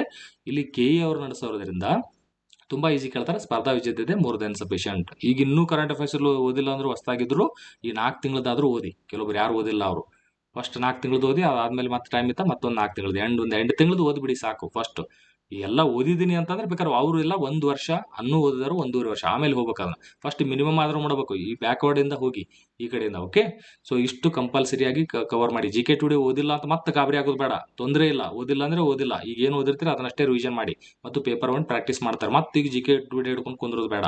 ಅಟ್ಲೀಸ್ಟ್ ಬೇಕಾದ್ರೆ ಜಿ ಕೆ ಟುಡೇ ಲಾಸ್ಟ್ ಒಂದು 4 ಮಂತ್ಸದ್ದು ಎಲ್ಲಾದರೂ ಸಿಕ್ಕರೆ ನೋಡಿ, ಅಥವಾ ಬಿಟ್ಟರೆ ಓಕೆ, ತೊಂದರೆ ಇಲ್ಲ. ಪ್ರಜಾವಾಣಿ ಮತ್ತು ಈ ಸ್ಪರ್ಧಾ ವಿಜೇತ ಓಕೆ. ಈ ಕ್ರೀಡೆ ಬಗ್ಗೆನೂ ಒಂದು ಕ್ವಶನ್ ಬರ್ತಾ ಇರ್ತಾರೆ. ಸಾಕಷ್ಟು ಜನ ಅನ್ನೆಸೆಸರಿಯಾಗಿ ಏನೇನು ವಿಚಾರ ಮಾಡ್ತಾರೆ, ಇದು ಲಾಸ್ಟ್ ಅಟೆಂಪ್ಟ್ ಇದೆ, ಅಕಸ್ಮಾತ್ ನಮ್ಮದು ಏಜ್ ಆಗೋಗ್ಬಿಡ್ತದೆ, ಮುಂದೆ ರಿಸಲ್ಟ್ ಹೆಂಗೆ ಬರುತ್ತೆ ಏನೋ, ನಮ್ಮದು ಫೇಲ್ ಆದರೆ ಹೇಗೆ, ಫ್ಯಾಮ್ಲಿದು ಇಷ್ಟೊಂದು ಪ್ರಾಬ್ಲಮ್, ಅವೆಲ್ಲ ಓದುವಾಗ ಡಿಸ್ಕಸ್ ಮಾಡೋದಲ್ಲ, ಓದುವಾಗ ವಿಚಾರ ಮಾಡೋದಲ್ಲ. ನಿಮ್ಗೆ ಯಾವಾಗ ಓದೋಕ್ಕಾಗಲಿಲ್ಲ, ಸುಮ್ಮನೆ ಫ್ರೆಂಡ್ಸ್ ಜೊತೆ ಓಡಾಡ್ತಿರ್ತಾರಲ್ಲ ಅವಾಗ ವಿಚಾರ ಮಾಡೋಕೆ ಇವನ. ನಾನು ಸುಮ್ಮನೆ ಫ್ರೆಂಡ್ಸ್ ಜೊತೆ ಇಷ್ಟೊಂದು ಪಾರ್ಟಿ ಮಾಡ್ಕೊಂಡು ಓಡಾಡ್ತಾ ಇದ್ದೀನಿ, ಅನ್ನೆಸರಿ ಪಾಲಿಟಿಕ್ಸ್ ಬಗ್ಗೆ ಮಾತಾಡ್ತಾ ಇದ್ದೀನಿ, ಅಥವಾ ಯಾವುದೋ ಹುಡುಗಿ ಬಗ್ಗೆ ಮಾತಾಡ್ತಾ ಇದ್ದೀನಿ, ಅವಾಗ ವಿಚಾರ ಮಾಡಬೇಕು. ಇದು ನಂದು ಲಾಸ್ಟ್ ಅಟೆಂಪ್ಟ್ ಇದೆ, ಫ್ಯಾಮ್ಲಿ ಪ್ರಾಬ್ಲಮ್ ಇಷ್ಟೊಂದು ಇದಾವು, ಏಜ್ ಮುಗಿತಾ ಬಂದಿದೆ, ರಿಸಲ್ಟ್ ನೆಗೆಟಿವ್ ಆದರೆ ಹೇಗೆ, ಆ ಥರ ಅವಾಗ ಮಾಡ್ಬೇಕು ಹೊರತಾಗಿ ಓದು ಮುಂದೆ ಯಾವತ್ತೂ ಮಾಡಬಾರ್ದು ಇದನ್ನು. ಎಸ್ಪೆಷಲಿ ಎಕ್ಸಾಮ್ ಟೈಮಲ್ಲಂತೂ ಭಾಳ ಕೂಲಾಗಿ ನೀಟಾಗಿ ಯಾರು ಹೋಗ್ತೀರೋ ಅವ್ರಿಗೆ ಮಾತ್ರ ಚೆನ್ನಾಗಿ ಸಕ್ಸಸ್ ಇರ್ತದೆ. ಎಕ್ಸಾಮ್ ದಿನ ಭಾಳ ಇಂಪಾರ್ಟೆಂಟ್ ಆಗ್ತದೆ. ಯಾವ ಭಯ ಇಟ್ಕೋಬೇಡಿ, ಎಲ್ಲವೂ ಬನ್ನಿ. ಇವೆಲ್ಲ ಯಾವಾಗ ಬರ್ಬೇಕು ಭಯ ನಿಮಗೆ? ಟೈಮ್ ವೇಸ್ಟ್ ಮಾಡ್ತಿರ್ತಲ್ಲ ಅವಾಗ ಭಯ ಪಡ್ಬೇಕು. ಭಯ ಅನ್ನೋದು ಇರ್ಬೇಕು ಮನುಷ್ಯನಿಗೆ. ಯಾವಾಗ ನಾನು ವೇಸ್ಟ್ ಮಾಡ್ತಾ ಇದ್ರೆ ಈ ಥರ ಆಗುತ್ತೆ ನನಗಂತ, ಆ ಥರ. ಸೊ ಆತ್ಮವಿಶ್ವಾಸ ಇರಲಿ, ಅದೊಂದು ಇಟ್ಕೊಂಡು ನೀಟಾಗಿ ಮಾಡ್ತಾ ಹೋಗಿ, ಪಕ್ಕ ಆಗ್ತದೆ. ನೀವು PCPS ಎಕ್ಸಾಮ್ ಮತ್ತು ಎಷ್ಟು ಈಜಿ ಅಂದರೆ ಇವೆಲ್ಲ ಇನ್ನೂ ಬೇಕಾದ್ರೆ SDA ಟಫ್ ಅಂತ ಹೇಳ್ಬೋದು. ಯಾಕಂದ್ರೆ ತುಂಬ ಜನ ಬರೀತಾರೆ ಅದಕ್ಕೆ. ಏಜ್ ರಿಲ್ಯಾಕ್ಸೇಷನ್ ಆಲ್ಮೋಸ್ಟ್ 40 ವರ್ಷದವರೆಗೂ ಬರೀತಾ ಹೋಗ್ತಾರೆ. FD ಅವೆಲ್ಲ KPS ಎಕ್ಸಾಮ್ 40 ವರ್ಷ 43 ವರ್ಷ ಹಿಂಗೆಲ್ಲ ಈಗ ಅವಕಾಶನೂ ಕೊಟ್ಟಿದ್ದಾರೆ. ಬಟ್ PCPS ಆಗಿ ಎಷ್ಟು ಏಜ್ ಇರ್ತದೆ? ತುಂಬ ಯಂಗ್ ಏಜಲ್ಲಿ ಕಡಿಮೆ ಇರೋದು. ಅದು ಕೆಲವೊಬ್ರಿಗೆ ಹೈಟ್ ಇರಲ್ಲ, ಕೆಲವೊಬ್ರು ಫಿಸಿಕಲ್ ಪಾಸ್ ಆಗಿರಲ್ಲ. ಇರೋದೇ ಒಂದು 60-65 ಸಾವಿರ ಜನ ಈ ಥರ ಎಕ್ಸಾಮ್ ಇರ್ತದೆ ಬರೆಯುವಂಥದ್ದು. ಅದರಲ್ಲೂ ಎಷ್ಟೋ ಜನ ಆಬ್ಸೆಂಟ್ ಆಗ್ತಾರೆ. ಇರೋದೇ ಕಾಂಪಿಟೇಷನ್ ಕಡಿಮೆ. ಅದಕ್ಕೆ ಸ್ವಲ್ಪ ನೀಟಾಗಿ ಓದ್ಕೊಳ್ಳಿ. ಏನು ಫಸ್ಟ್ ಇಂಪಾರ್ಟೆನ್ಸ್ ಏನು ಕೊಡೋದಪ್ಪ, ನೀವು ಪ್ರೀವಿಯಸ್ ಇಯರ್ ಕ್ವಶನ್ ಪೇಪರನ್ನು ಜಾಸ್ತಿ ನೋಡಿ. ಬರೀ ಎವ್ರಿ ಡೇ ಕೋಚಿಂಗ್ ಸೆಂಟರ್ದು ಆ ಕ್ವಶನ್ಸ್ಗಳನ್ನ ಸಾಲ್ವ್ ಮಾಡೋದ್ರಲ್ಲಿ ಅರ್ಥ ಇರಲ್ಲ. ಅಲ್ಲಿ ಪ್ರೀವಿಯಸ್ ಇಯರ್ ಕ್ವಶನ್ ಪೇಪರಿಂದನೇ ಅದೇ ಪ್ಯಾಟರ್ನ್ ಗೊತ್ತಾಗ್ತದೆ ನಿಮ್ಗೆ ಯಾವ ರೀತಿ. ಆಮೇಲೆ ಕರ್ನಾಟಕ ಸರ್ಕಾರ ಬುಕ್ ಇದು ಮುಗಿದ ತಕ್ಷಣ ನಿಮ್ಮ ಸ್ಟ್ಯಾಂಡರ್ಡ್ ಬುಕ್ ಏನಿರುತ್ತೆ, ಒಂದೊಂದು ಸಬ್ಜೆಕ್ಟಿಗೆ ಒಂದೇ ಬುಕ್, ಅದನ್ನು ಪದೇ ಪದೇ ರಿಪೀಟೆಡ್ ಆಗಿ ತುಂಬ ಸರ್ತಿ ರಿವಿಷನ್ ಮಾಡಬೇಕು. ಮೇಲ್ಮೇಲಿಂದ ಒಂದೊಂದು ಪಾಯಿಂಟ್ ಆ ಥರ ಕೇಳ್ತಾ ಇರ್ತಾರೆ. ಸೊ ಗಮನ ಕೊಡ್ತೀರಾ ಸ್ನೇಹಿತರೆ ಅದ್ರ ಬಗ್ಗೆ ಗಮನ ಇರಲಿ. ಈ PSI 22 ಸೆಪ್ಟೆಂಬರ್ ಅಂತ ಹೇಳಿದ್ದಾರೆ. ಇದು ಇಲ್ಲಿ 30 ಮಿನಿಟ್ಸ್. ಈಗ ಮತ್ತೊಂದು ಹೇಳಿದ್ದಾರೆ, ಅದು ಕೂಡ ನೆನಪಿರ್ಬೇಕು, ನಿಮ್ಗೆ ಗೊತ್ತಿರ್ಬೇಕು ಎಲ್ಲರಿಗೂ. ಈ ನೀವು ಒಂದು ಸಲ ಎಕ್ಸಾಮ್ ಸೆಂಟರ್ ಒಳಗೆ ಹೋದ್ರೆ ಅಂದರೆ ವಾಪಸ್ ಸೆಂಟರ್ ಹೊರಗಡೆ ಬಿಡಲ್ಲ ನಿಮ್ಮನ್ನ. ಅಲ್ಲೇ ಬರೀಬೇಕು. ನೀವು 2 ಪೇಪರ್ ಮುಗಿಸ್ಕೊಂಡೇ ಹೊರಗೆ ಬರ್ಬೇಕು. ಆ ಥರ ರೂಲ್ಸ್ ಹೇಳಿದ್ದಾರೆ ನೋಡಿ ಈ ಸಲ. ಅಲ್ಲಿ ಪೇಪರ್ 1 ಆದಮೇಲೆ ಒಂದು 30 ಮಿನಿಟ್ಸ್ ಗ್ಯಾಪ್ ಕೊಡ್ತಾರೆ. ಆ ಟೈಮಲ್ಲಿ ನೀವು ರಿಫ್ರೆಶ್ಮೆಂಟ್ ಆಗುವಂಥದ್ದು, ಏನಾದರೂ ಸ್ವಲ್ಪ ತಿಂಡಿ ತಿನ್ನೋದು ಅದೆಲ್ಲ ಟೈಮ್ ಕೊಡ್ತಾರೆ ಒಂದು 30 ಮಿನಿಟ್ಸಲ್ಲಿ. ಬಟ್ ಆ ಎಕ್ಸಾಮಿನೇಷನ್ ಹಾಲ್ ಬಿಟ್ಟು ಹೊರಗಡೆ ಬರೋಕ್ಕಾಗಲ್ಲ. ನೀವು ಹೊರಗಡೆ ಬಿಡೋದೇ ಇಲ್ಲ ನಿಮ್ಮನ್ನು. KS ಅಲ್ಲಿ ಹಾಗೇನು ಇರಲಿಲ್ಲ. ಹೊರಗಡೆ ಬಂದು ನೀವೆಲ್ಲ ಓಡಾಡ್ಕೊಂಡು 1-2 ಅವರ್ ಟೈಮ್ ಇರ್ತಿತ್ತು, ಅದು ತೊಂದರೆ ಇರಲಿಲ್ಲ. ಬಟ್ ಇಲ್ಲಿ ನೀಟಾಗಿ ಹೇಳಿದ್ದಾರೆ. ಅಂದರೆ ಅನ್ನೆಸೆಸರಿ ಇವೆಲ್ಲ ತೊಂದರೆ ಆಗಬಾರ್ದು. ಕೆಲವೊಂದ್ಸಲ ಎಕ್ಸಾಮಿನೇಷನ್ ಅದು ಪೇಪರ್ ಲೀಕ್ ಆಗುವಂಥದ್ದು, ಈ ಬ್ಲೂಟೂತ್ ಬಳಸುವಂಥದ್ದು, ಇವೆಲ್ಲ ತೊಂದರೆಗಳನ್ನ ತಡೆಗಟ್ಟೋದಕ್ಕೋಸ್ಕರ ಈ ಲೆವೆಲ್ಗೆ ಇಲ್ಲಿ ಸ್ಟ್ರಿಕ್ಟ್ ಮಾಡ್ತಾ ಇದ್ದಾರೆ. 30 ಮಿನಿಟ್ಸ್ ಪೇಪರ್ ಆದಮೇಲೆ 30 ಮಿನಿಟ್ಸ್ಗೆ ಟೈಮಲ್ಲಿ ಬುಕ್ ಹಿಡ್ಕೊಂಡು ಓದೋದು ಅವೆಲ್ಲ ಪ್ರೆಸರ್ ಇಟ್ಕೋಬಾರ್ದು. ಇವೆಲ್ಲ ಮೊದಲೇ ಓದೋಕೆ. ಇದೇನು ಡಿಗ್ರಿ ಎಕ್ಸಾಮ್ ಲಾಸ್ಟ್ ಮೂಮೆಂಟಲ್ಲಿ ಓದ್ತಿರ್ತೀವಲ್ಲ, ಹಂಗೆ ಬೇಡ ಇದು. ಸೊ ಹೊರಗಡೆ ಬಿಡೋದ್ರೆ ನಿಮಗೆ ಡ್ರೆಸ್ ಕೋಡ್ ಇಂಪಾರ್ಟೆಂಟ್. ಕೆಲವೊಬ್ಬರು ಸುಮ್ಮನೆ ಏನೇನೋ ಹಾಕೊಂಡು ಹೋಗ್ತಾರೆ. ಒಳ್ಳೆ ಶೂಸ್ ಹಾಕೊಳ್ಳೋದು, ಖತರ್ನಾಕ್ ಒಳ್ಳೊಳ್ಳೆ ಶರ್ಟ್ ಹಾಕೊಳ್ಳೋದು, ಅವೆಲ್ಲ ಇಲ್ಲ. ಪ್ಲೇನ್ ಶರ್ಟೇ ಇರಬೇಕು. ಫುಲ್ ಪೂರ್ತಿ ತೊಳಿಂದ ಡ್ರೆಸ್ ಇರುವಂಗಿಲ್ಲ. ಈ ಹುಡುಗಿರಿಗೆ ಏನಿದೆ ಮಾಂಗಲ್ಯ ಸೂತ್ರ ಮತ್ತು ಮಂಗಳಸೂತ್ರ ಅನ್ನೋ ಇದು ಕಾಲುಂಗ್ರ, ಈ ಎರಡೇ ಅಷ್ಟೇ. ಮೂಗ್ಬಟ್ಟನ್ನು ಕೂಡ ಇಟ್ಕೊಳ್ಳೋಂಗಿಲ್ಲ. ತೆಗಿಸಿದ್ದಾರೆ. KS ಎಕ್ಸಾಮಲ್ಲಿ ಕೂಡ ಸಾಕಷ್ಟು ಜನ ಸ್ಟೂಡೆಂಟು ಹೇಳಿದ್ರು ಲಾಸ್ಟ್ ಟೈಮು. ಪಾಪ ಅದು ಮುಗ್ಬಟ್ಟು ತೆಗಿಬೇಕಾದ್ರೆ ಏನೋ ಬ್ಲಡ್ ಏನೋ ಕೆಲವೊಂದು ಸಲ ಆಯ್ತು ನೋಡಿ ಅವ್ರಿಗೆ, ಬ್ಲಡ್ ಆ ಥರ ಬಂತು. ಅದೆಲ್ಲ ಯಾಕೆ? ಆ ಟೈಮ್ ಅವರೇ ಕೊಟ್ಟಿದ್ದಾರೆ ಅಂದಮೇಲೆ ಅವತ್ತೊಂದು ದಿನ ಫಾಲೋ ಮಾಡಿದ್ರೆ ಏನಾಗುತ್ತೆ? ಅಷ್ಟೊಂದು ಈ ಭಾರತದ ನಾರಿ ನಾನು ಎಲ್ಲ ಹಾಕ್ಕೊಂಡೇ ಬಿಡಬೇಕು ಎಲ್ಲ ಕರೆಕ್ಟಾಗಿ ಅವೆಲ್ಲ ಅವ್ರು ಹೇಳಿದ್ದಾರೆ ಅಂದರೆ ಅವತ್ತೊಂದು ದಿನ ಫಾಲೋ ಮಾಡಿ, ಏನಾಗಲ್ಲ ಅಲ್ವಾ? ಮಂಗಲಸೂತ್ರ ಅಂತೂ ಇದೆ, ಕಾಲುಂಗುರ ಇದೆ. ಆ ಥರ ಇರೋದ್ರಿಂದ ನಿಮ್ಮ ಗಂಡ ಇದ್ದವ್ರಿಗೆ ಅವ್ರಿಗೆ ಏನು ತೊಂದರೆ, ಬದುಕಿರ್ತಾರೆ, ಚೆನ್ನಾಗಿರ್ತಾರೆ, ಅವ್ರು ಏನಾಗಲ್ಲ. ಅವತ್ತೊಂದು ದಿನ ಸ್ವಲ್ಪ ಅವ್ರು ಮುಗ್ಬಟ್ಟು ಈ ಕಿವಿ ಓಲಿ ಅವೆಲ್ಲ ಹೇಳಿರ್ತಾರೆ, ಸ್ವಲ್ಪ ಬಿಟ್ಬಿಡಿ. ಅದರಿಂದ ಏನು ತೊಂದರೆ ಆಗಲ್ಲ. ಅವರು ಚೆನ್ನಾಗೇ ಇರ್ತಾರೆ. ಬಂದಮೇಲೆ ಬೇಕಾದ್ರೆ ಫೋನ್ ಮಾಡಿ, ಚೆನ್ನಾಗಿದ್ದೀರಾ, ಇನ್ನೂ ಆರಾಮಾಗಿ ಇದ್ದೀರಾ ಅಂತ ಇರ್ತಾರೆ ಅವ್ರು ಆರಾಮಾಗಿ. ಓಕೆ. ಸೊ ಇದನ್ನ ನೀಟಾಗಿ ನೋಡಿ. ಅಲ್ಲಿ ಟೆನ್ಷನ್ ಸ್ಟಾರ್ಟ್ ಆಗುತ್ತೆ. ಯಾಕಂದ್ರೆ ಅವ್ರು ಅದನ್ನ ತೆಗಿ ಅನ್ನೋದು, ನಿಮಗೆ ಗಾಬರಿ ಆಗೋದು. ಆ ಗಾಬರಿ ಆಗಿ ಹೋದರೆ ಎಕ್ಸಾಮಲ್ಲಿ ಹೊಡ್ತಾ ಬೀಳುತ್ತೆ. ಅದಕ್ಕೋಸ್ಕರ ಹೇಳ್ತಾ ಇರೋದು. ಇವೆಲ್ಲ ಫುಲ್ ಸಿಂಪಲ್ ಸ್ಲೀಪರ್. ಈ ಫಸ್ಟ್ ಹಳೆ ಕಾಲದಲ್ಲಿ ಇರುತ್ತೆ ನೋಡಿ, ಒಂದು ಬಾಟಾ ಯಾವುದು ಪ್ಯಾರಾಗನ್ ಚಪ್ಪಲ್ ಹಾಕೊಂಡು ಓಡಾಡ್ತಾ ಸೇಮ್ ಅದೇ ಬಂತು ವಾಪಸ್. ಅದನ್ನೇ ನೀಟಾಗಿ ಸಿಂಪಲ್ ಸ್ಲೀಪರ್ ಹಾಕೊಳ್ಳಿ. ಈ ಉದ್ದನ್ ತೋಳಿಂದ ಡ್ರೆಸ್ ಆ ಥರದ್ದೆಲ್ಲ ಇರೋಂಗಿಲ್ಲ. ಸಿಂಪಲ್ ಆಗೇ ಇರಬೇಕು. ಆ ಥರ ನೀವು ಬೇಕಾದ್ರೆ ಟೀ ಶರ್ಟ್ ಹಾಕೊಂಡು ಹೋದ್ರೆ ಯಾರು ಕೇಳಲ್ಲ ನಿಮ್ಮನ್ನ. ಟೀ ಶರ್ಟ್ ಆ ಥರದ್ದು ಎಷ್ಟು ನೀವು ಉದ್ದ ಆ ಥರ ಇದ್ರೆ ಕಟ್ ಮಾಡಿ ಬಿಸಾಕ್ಬಿಡ್ತಾರೆ. ಇಲ್ಲಾಂದ್ರೆ ಬರೀಬೋದು. ಇಲ್ಲ ನೀಟಾಗಿ ಡ್ರೆಸ್ ಕೋಡ್ ಕೊಟ್ಟಿದ್ದಾರೆ, ಫಾಲೋ ಮಾಡ್ಬೇಕಾದ್ರೆ. ಓಕೆ. ಸೊ ಇದ್ರ ಬಗ್ಗೆ ಗಮನ ಇರಲಿ ಸ್ನೇಹಿತರೆ. Paper 1 50 marks. 50 ಮಾರ್ಕ್ಸಲ್ಲಿ ಮಿನಿಮಮ್ 40 ಇಲ್ಲ ವರ್ಸ್ಟ್ ಕಂಡೀಷನಲ್ಲಿ 30 ಅಂತೂ ಬರಲೇಬೇಕು ನಿಮಗೆ. 30 ಕೆಳಗಡೆ ಬಂದರೆ ಪಾಪ ನಿಮ್ಮ ರ್ಯಾಂಕ್ ಬರೋದು ಕಷ್ಟ ಆಗ್ತದೆ. 30ರಿಂದ 40. ಯಾಕೆ ಇಲ್ಲಿ ಇಂಪಾರ್ಟೆನ್ಸ್ ಕೊಡ್ತಾ ಇದ್ದೀನಿ ಅಂದರೆ, ನೀವು 402ನೇ ರ್ಯಾಂಕ್, 402 ಪೋಸ್ಟ್ ಇದಲ್ಲ, ನೀವು 400ನೇ ರ್ಯಾಂಕ್ ಬಂದ್ರಿ ಅಂದರೆ ಈ ಫಸ್ಟ್ ರ್ಯಾಂಕ್ ಬಂದವನಿಗೆ ಮತ್ತು 400 ರ್ಯಾಂಕ್ ಬಂದವನಿಗೆ 5 ವರ್ಷಗಳ ನಂತರ ನೀವು ಪ್ರಮೋಷನ್ ಆಗ್ತದೆ. ಇವರು ಬೇಗ ಪ್ರಮೋಷನ್. CPI PSI ಆದಮೇಲೆ ಏನದು ಸರ್ಕಲ್ ಪೊಲೀಸ್ ಇನ್ಸ್ಪೆಕ್ಟರ್, ಇದು ಗ್ರೂಪ್ ಬಿ. ಇದು PSI ಅನ್ನೋದು ಏನದು ಗ್ರೂಪ್ C ಎಕ್ಸಾಮ್. ಇದು ಕಾನ್ಸ್ಟೇಬಲ್ ಕೂಡ ಗ್ರೂಪ್ C, PSI ಕೂಡ ಗ್ರೂಪ್ C ನೇ ಅದು. So CPI circle police inspector ಆಗ್ಬೇಕಂದ್ರೆ ಗ್ರೂಪ್ ಬಿ ಅದು. ಅದಾಗಬೇಕಂದ್ರೆ ಸ್ಟಾರ್ಟಿಂಗ್ ರ್ಯಾಂಕಲ್ಲಿ ಇದ್ದಾರೆ ಅವ್ರು ಆಗ್ತಾರೆ ಬೇಗ. ಅಷ್ಟು ಪೋಸ್ಟ್ಗಳಿಲ್ಲ. ಈಗ ನಿಮ್ಮ ಸೀನಿಯರ್ ತುಂಬ ಇದ್ದಾರೆ, ಅಷ್ಟು ಬೇಗ ಖಾಲಿ ಆಗಲ್ಲ. ಮಿನಿಮಮ್ 5ರಿಂದ 8 ವರ್ಷ ಫಸ್ಟ್ ರ್ಯಾಂಕ್ ಬಂದವನಿಗೆ ಮತ್ತು ಲಾಸ್ಟ್ 402 ಆ ಥರ ರ್ಯಾಂಕ್ ಬಂದವನಿಗೆ 5 ವರ್ಷ ಗ್ಯಾಪ್ ಇರ್ತದೆ. ಅಷ್ಟು ನೀವು ನಿಮ್ಮ ಫ್ರೆಂಡೇ ಅವನ ಎದುರುಗಡೆ ಬಂದರೆ ಅವ್ನು ಸೆಲ್ಯೂಟ್ ಹೊಡಿಬೇಕು ನೀವು. ಅದು ರೂಲ್ಸ್ ಆ ಥರನ ಆಗುತ್ತೆ. ಅದಕ್ಕೆ ನೀವು ಟಾಪ್ ರ್ಯಾಂಕ್ ಬರ್ಬೇಕಂದ್ರೆ ಏನು ಮಾಡಬೇಕು? ಪೇಪರ್ 1ನಲ್ಲಿ ಸ್ವಲ್ಪ ಜಾಸ್ತಿ, ಅದರಲ್ಲೇ ಸ್ಕೋರ್ ಆಗೋದು ಜಾಸ್ತಿ. ಪೇಪರ್ 2 ಅಲ್ಲಿ 150 ಮಾರ್ಕ್ಸ್ ಇರ್ತದೆ, ನೆಗೆಟಿವ್ ಇರ್ತದೆ. ಸೊ 0.25 ಮಾರ್ಕ್ಸ್ ಪರ್ಸೆಂಟೇಜ್ ಇರ್ತದೆ. ಸೊ 1.5 ಮಾರ್ಕ್ಸ್ ಇರೋದ್ರಿಂದ ಅದರ 0.25 ತೆಗೆದ್ರೆ ಒಂದು 0.37 ಆ ರೇಂಜಿಗೆ ನಿಮಗೆ ಕಟ್ ಆಗ್ತದೆ ಅದು. ಸೊ ನಿಮ್ಗೆ ಎಷ್ಟು ಗೊತ್ತಿರ್ತದೆ, ಆಲ್ಮೋಸ್ಟ್ ಪೇಪರ್ 1ನಲ್ಲಿ 90ವರೆಗೂ ಟಚ್ ಮಾಡ್ತಾರೆ. 90, 95, 100ವರೆಗೂ ಕೂಡ ಕ್ವಶನ್ಸನ್ನು ಟಚ್ ಮಾಡ್ತಾರೆ. ಪೇಪರ್ 1 ಮೇನ್ ಇರೋದು ಟೈಮಿಂಗ್. ಪೇಪರ್ 2 ಅಲ್ಲಿ ಫಾಸ್ಟಾಗಿ ಮಾಡ್ಕೋಬೇಕು, ಅದು ಕೂಡ ಟೈಮ್ ಕಡಿಮೆ ಇದೆ, 90 ನಿಮಿಷದಲ್ಲಿ. ಸೊ ಈ ವಿಚಾರಗಳನ್ನು ಕೈ ಬಿಡಿ. ಸೆಪ್ಟೆಂಬರ್ 22ಕ್ಕೆ ನಡೀತೋ ಇಲ್ಲೋ, ನಾ ಸ್ಟಾರ್ಟಿಂಗಲ್ಲಿ ನಿಮ್ಗೆ ಏನು ಹೇಳಿದೆ, ಈ ಥರ ಇನ್ನೂ ಕೂಡ ಮುಂದೆ ಆಗೋದು ಅದೆಲ್ಲ ಚಾನ್ಸಸ್ ಇರ್ತದೆ. ಅಂದರೆ ನೀವು ಸುಮ್ಮನೆ ಥಿಂಕ್ ಮಾಡ್ತಾ ಇರಲಿ, ಅಟ್ಲೀಸ್ಟ್ ಒಂದು ಕ್ಲಾರಿಟಿ ಇರಲಿ ಅಂತ ಇದು ಉದ್ದೇಶಕ್ಕೆ ಹೇಳಿದೆ. ಅದು ನಡೆದಾಗ ನಡಲಿ. ಈಗ ಸದ್ಯಕ್ಕೆ KA ಅವರು ನೀಟಾಗಿ 22ಕ್ಕೆ ನಡೀತದೆ ಸೆಪ್ಟೆಂಬರ್ ಅಂತಂದರೆ ಅದನ್ನೇ ಫಾಲೋ ಮಾಡ್ಕೊಂಡು ಇರಬೇಕು. ಚೇಂಜ್ ಆದ್ರೆ ಅವರೇ ಹೇಳ್ತಾರೆ ನಿಮಗೆ. ಅಲ್ಲಿವರೆಗೆ ಗ್ಯಾಪಲ್ಲಿ ಮಾಡಬೇಕು. ಏನೇನು ಮಾಡ್ತೀರಿ, ಡೈಲಿ ಎವ್ರಿ ಡೇ ಒಂದು 10 to 12 ಅವರ್ಸ್ ಓದಬೇಕು. ಜಾಬಲ್ಲಿದ್ದವರು ಸ್ವಲ್ಪ ರಜೆ ಹಾಕೋಕ್ಕೆ ಪ್ರಯತ್ನ ಮಾಡಿ. ರಜೆ ಸಿಕ್ಕಿಲ್ಲ ಅಂದ್ರೆ ಒಂದು 6 ಅವರ್ ಆ ಥರ ಓದು. ಆಲ್ಮೋಸ್ಟ್ ರಜೆ ಆಗೋದಕ್ಕೆ ಪ್ರಯತ್ನ ಮಾಡ್ಬೇಕು ನೀವು. ಅದಾದ ನಂತರ ಇಷ್ಟು ಅವರು ಒಂದು 2 ದಿನಕ್ಕೆ ಒಂದ್ಸಲ ನೀವು 90 ಮಿನಿಟ್ಸದ್ದು ಎಕ್ಸಾಮ್ ಬರೀಲೇಬೇಕು. ಇದನ್ನು 90 ಮಿನಿಟ್ಸದ್ದು 2 ದಿನಕ್ಕೆ ಒಂದ್ಸಲ ಆದರೂ, ವಾರದಲ್ಲಿ 2 ಸಲ ಆದರೂ ಬರೀರಿ ಅಟ್ಲೀಸ್ಟ್. ಇದು ಪೇಪರ್ 1 ಇದೆಯಲ್ಲ ಅದನ್ನಂತೂ ಪ್ರಾಕ್ಟೀಸ್ ಮಾಡಲೇಬೇಕು ನೀವು. ಪೇಪರ್ 2 ಬೇಕಾದ್ರೆ ವಾರಕ್ಕೆ 1 ಬರೀರಿ. ವಾರಕ್ಕೆ 1 ಅಷ್ಟೇ. ಎವ್ರಿ ಡೇ ಆ ಕೋಚಿಂಗದು ಈ ಕೋಚಿಂಗ್ ಯಾವುದು ತೊಗೊಬೇಡಿ. Previous year question paper first ಎಲ್ಲ ಸ್ಟಡಿ ಮಾಡಿ. ಆದಷ್ಟು PC ಎಕ್ಸಾಮ್ದು ನೋಡಿ, PSIದು ನೋಡಿ. ಇವೆರಡರದೇ ಸಾಕು. KAದವ್ರದ್ದೇ ಅದನ್ನೇ ನೋಡ್ಬೇಕು ನೀವು. KS ಅದೆಲ್ಲ ಹಿಡ್ಕೊಂಡು ಕುಂದ್ರಬಾರ್ದು ಇವಾಗ PSIಗೆ. ಸೊ ಅರ್ಥ ಆಗ್ತಿದೆ ಸ್ನೇಹಿತರೆ. ಇದನ್ನು ಪ್ರೀವಿಯಸ್ ಇಯರ್ ಕ್ವಶನ್ ಪೇಪರ್, ಈ ಸ್ಟೇಟ್ ಗೌರ್ಮೆಂಟ್ದು ಬುಕ್ಸು, ಯಾವ ಸ್ಟ್ಯಾಂಡರ್ಡ್ ಬುಕ್ಸ್ ಯಾವ ಇರ್ತಾವೆ, ಮತ್ತು ಈ ಎಥಿಕ್ಸ್ ರಿಲೇಟೆಡ್ ಒಂದಿಷ್ಟು ಪ್ರೀವಿಯಸ್ ಕ್ವಶನ್ ಬರ್ತವೆ. ಭಾಳ ಈಸಿ ಇರ್ತಾವೆ. ಸ್ವಲ್ಪ ವಿಚಾರ ಮಾಡಿ ಅದನ್ನು ಹಾಕಿ ಚೆನ್ನಾಗಿ. ಅದು ತಪ್ಪಾದರೆ ಸುಮ್ಮನೆ ಮಾರ್ಕ್ಸ್ ಕಳ್ಕೊತೀರಿ ನೀವು. ಅದರಲ್ಲೇ ಚೆನ್ನಾಗಿ ಸ್ಕೋರಿಂಗ್ ಇರೋದು. ಕಂಪ್ಯೂಟರ್ ಸ್ವಲ್ಪ ಈಜಿ ಮೇಲ್ಮೇಲಿಂದನೇ ಕೇಳ್ತಿರ್ತಾನ. ಸೈನ್ಸ್ ಈಜಿ ಇರ್ತದೆ. ಆ ಥರದ್ದು ಈಜಿ ಇರೋದು ಫಸ್ಟ್ ಮುಗಿಸಿ. ನೀವು ಫಸ್ಟ್ ರೌಂಡ್ ಒಂದು 100 ಕ್ವಶನ್ ಇರ್ತಾವಲ್ಲ, ನಿಮ್ಗೆ ಬರಲ್ಲ ಅಂದ್ರೆ ಕೈ ಬಿಟ್ಟು ಮುಂದೆ ಹೋಗ್ತಾ ಇರಬೇಕು. ಫಸ್ಟ್ ಒಂದು ರೌಂಡ್ ಮುಗಿಸಿಬಿಡೋದು. ಒಂದು 60 ಆ ಥರ ಹಾಕಿರ್ತೀನಿ. 50 to 60 ಕ್ವಶನ್ಸ್ ರೈಟ್ ಹಾಕೋ ಅಂದ್ಕೊಳ್ಳಿ. ಅದನ್ನು OMR ಸೀಟಲ್ಲಿ ಫಿಲ್ ಮಾಡ್ಬೇಕು ನೀಟಾಗಿ. ಎಷ್ಟನೇ ಕ್ವಶನ್ ಇದೆ, ಯಾಕಂದ್ರೆ ಮಧ್ಯದಲ್ಲಿ ಒಂದು ಕ್ವಶನ್ ಬಿಟ್ಟಿರ್ತೀರಿ, ಆ OMR ಅಲ್ಲಿ ಕಂಟಿನ್ಯೂ ಹಾಕೋದು. ಈ ಥರನೂ ಕೂಡ ಸ್ಟೂಡೆಂಟ್ಗಳು ತಪ್ಪು ಮಾಡಿದಿರಿ. ಅವೆಲ್ಲ ಆಗಬಾರ್ದು. ಫಸ್ಟ್ ಒಂದು ರೌಂಡ್ ನೀವು ಆಲ್ಮೋಸ್ಟ್ ಫಸ್ಟ್ ಒಂದು ರೌಂಡ್ ಚೆನ್ನಾಗಿರೋದು, ಈಜಿ ಇರೋದು ನೀವೆಲ್ಲ 1 ಅವರಲ್ಲಿ ಮುಗಿದ್ಬಿಡ್ತದೆ. 1 ಅವರಲ್ಲಿ ಮುಗಿದ ತಕ್ಷಣ ನೀವು ಅದನ್ನು OMR ಅಲ್ಲಿ ಹಾಕಿಬಿಡ್ಬೇಕು. ಇನ್ನೊಂದು ಲಾಸ್ಟ್ 30 ಮಿನಿಟ್ಸಲ್ಲಿ ಮತ್ತೆ ಸೆಕೆಂಡ್ ರೌಂಡಿಗೆ ನೀವು ಟ್ರೈ ಮಾಡ್ತೀರಿ. ಯಾವ್ದಾದ್ರು ಬಿಟ್ಟಿದ್ದೀನಿ, ಯಾವ್ದು ಡೌಟ್ ಇದೆ ಅದನ್ನು ಸ್ವಲ್ಪ ಟ್ರೈ ಮಾಡ್ತಾ. ಈಜಿ ಇತ್ತಂದ್ರೆ ಪೇಪರ್ ಆಲ್ಮೋಸ್ಟ್ 90-95ವರೆಗೂ ಎಲ್ಲರೂ ಟಚ್ ಮಾಡಿರ್ತಾರೆ. ನೀವು ಟಚ್ ಮಾಡೋದ 60-70 ಮಾಡ್ಕೊಂಡು ಬಂದರೆ ವೇಸ್ಟ್. ಅದು ಹಂಗೆ ಮಾಡ್ಕೋಬೇಡಿ. ಮಾಡಿ. ಈಜಿ ಇದ್ದಾಗ ಸ್ವಲ್ಪ ಎಲ್ಲೋ, ಈಗ 4 ಆಪ್ಷನ್ ಇದೆ ಅಂದ್ಕೊಳ್ಳಿ. 4 ಆಪ್ಷನಲ್ಲಿ ನಿಮಗೆ ಈ 4 ಆಪ್ಷನ್ ಇದೆ. ಒಂದು ಎಲಿಮಿನೇಷನ್ ಮಾಡಿದಿರ ಅಂದ್ಕೊಳ್ಳಿ. ತುಂಬ ಪೇಪರ್ ಈಜಿ ಬಂದಾಗ ಒಂದು ಇದು ಪಕ್ಕಾ ರಾಂಗ್ ಇದೆ, 3ಅಲ್ಲಿ ಡೌಟ್ ಇದೆ ಅಂದ್ರೆ ಅವಾಗಲೂ ಒಂದು ಹಾಕಿಬಿಡಿ. ಬರುತ್ತೆ. ಪ್ರಾಬಬಿಲಿಟಿಯಲ್ಲಿ ನಿಮ್ಗೆ ಲಾಭನೇ ಜಾಸ್ತಿ ಆಗುತ್ತೆ. ಯಾಕಂದ್ರೆ 1/4 ಅಷ್ಟೇ ನೆಗೆಟಿವ್ ಇರೋದು. 5 ಕ್ವಶನ್ ನೀವು ಅಟೆಂಡ್ ಮಾಡಿ 1 ಕ್ವಶನ್ ಕರೆಕ್ಟ್ ಆಯ್ತು ಅಂದರೆ ಮುಗಿದು. ನಿಮಗೆಲ್ಲ ಲಾಸು ಇಲ್ಲ, ಲಾಭನೂ ಇಲ್ಲ. ಬಟ್ 5 ಕ್ವಶನ್ ಅಟೆಂಡ್ ಮಾಡಿದಾಗ ಅಟ್ಲೀಸ್ಟ್ 2 ರೈಟ್ ಆಗ್ಬಿಡ್ತು, 3 ರಾಂಗ್ ಆದರೂ ತೊಂದರೆ ಇಲ್ಲ, 2 ರೈಟ್ ಆತಂದರೆ ನಿಮಗೆ ಲಾಭನೇ ಇದೆ. ಆ ಒಂದು ಪಾಯಿಂಟಲ್ಲೇ ಇರ್ತದೆ ನಿಮ್ಗೆ. ಸೊ ಅದಕ್ಕೆ ಪೇಪರ್ 1 ಕೊಡಿ. ಬೇಗ ಟಾಪ್ ರ್ಯಾಂಕ್ ಬರಬೇಕು, ನೀವು ಸೆಲೆಕ್ಟ್ ಆಗ್ಬೇಕಂತ ಆಸೆ ಇದ್ದಾಗ ಪೇಪರ್ 1 ಭಾಳ ಇಂಪಾರ್ಟೆಂಟ್ ಆಗ್ತದೆ. ಪ್ರಾಕ್ಟೀಸ್ ಮಾಡಿ. ವಾರಕ್ಕೆ 2 ಸಲ ಮಿನಿಮಮ್ ಮಾಡಬೇಕು. ನೀವು 90 ಮಿನಿಟ್ಸ್ ಟೈಮ್ ಇಟ್ಕೊಂಡು, ಯಾವ ಫೋನ್ ಎಲ್ಲ ಆಫ್ ಮಾಡಿ ಆವಾಗ 90 ಮಿನಿಟ್ಸ್ ಟೈಮ್ ಇಟ್ಕೊಂಡು ಎಸ್ಸೇನ 35 ನಿಮಿಷದಲ್ಲಿ ಬರೀಬೇಕು. ಟ್ರಾನ್ಸ್ಲೇಷನ್ 18 ನಿಮಿಷದಲ್ಲಿ ಅದು ಮುಗಿಬೇಕು.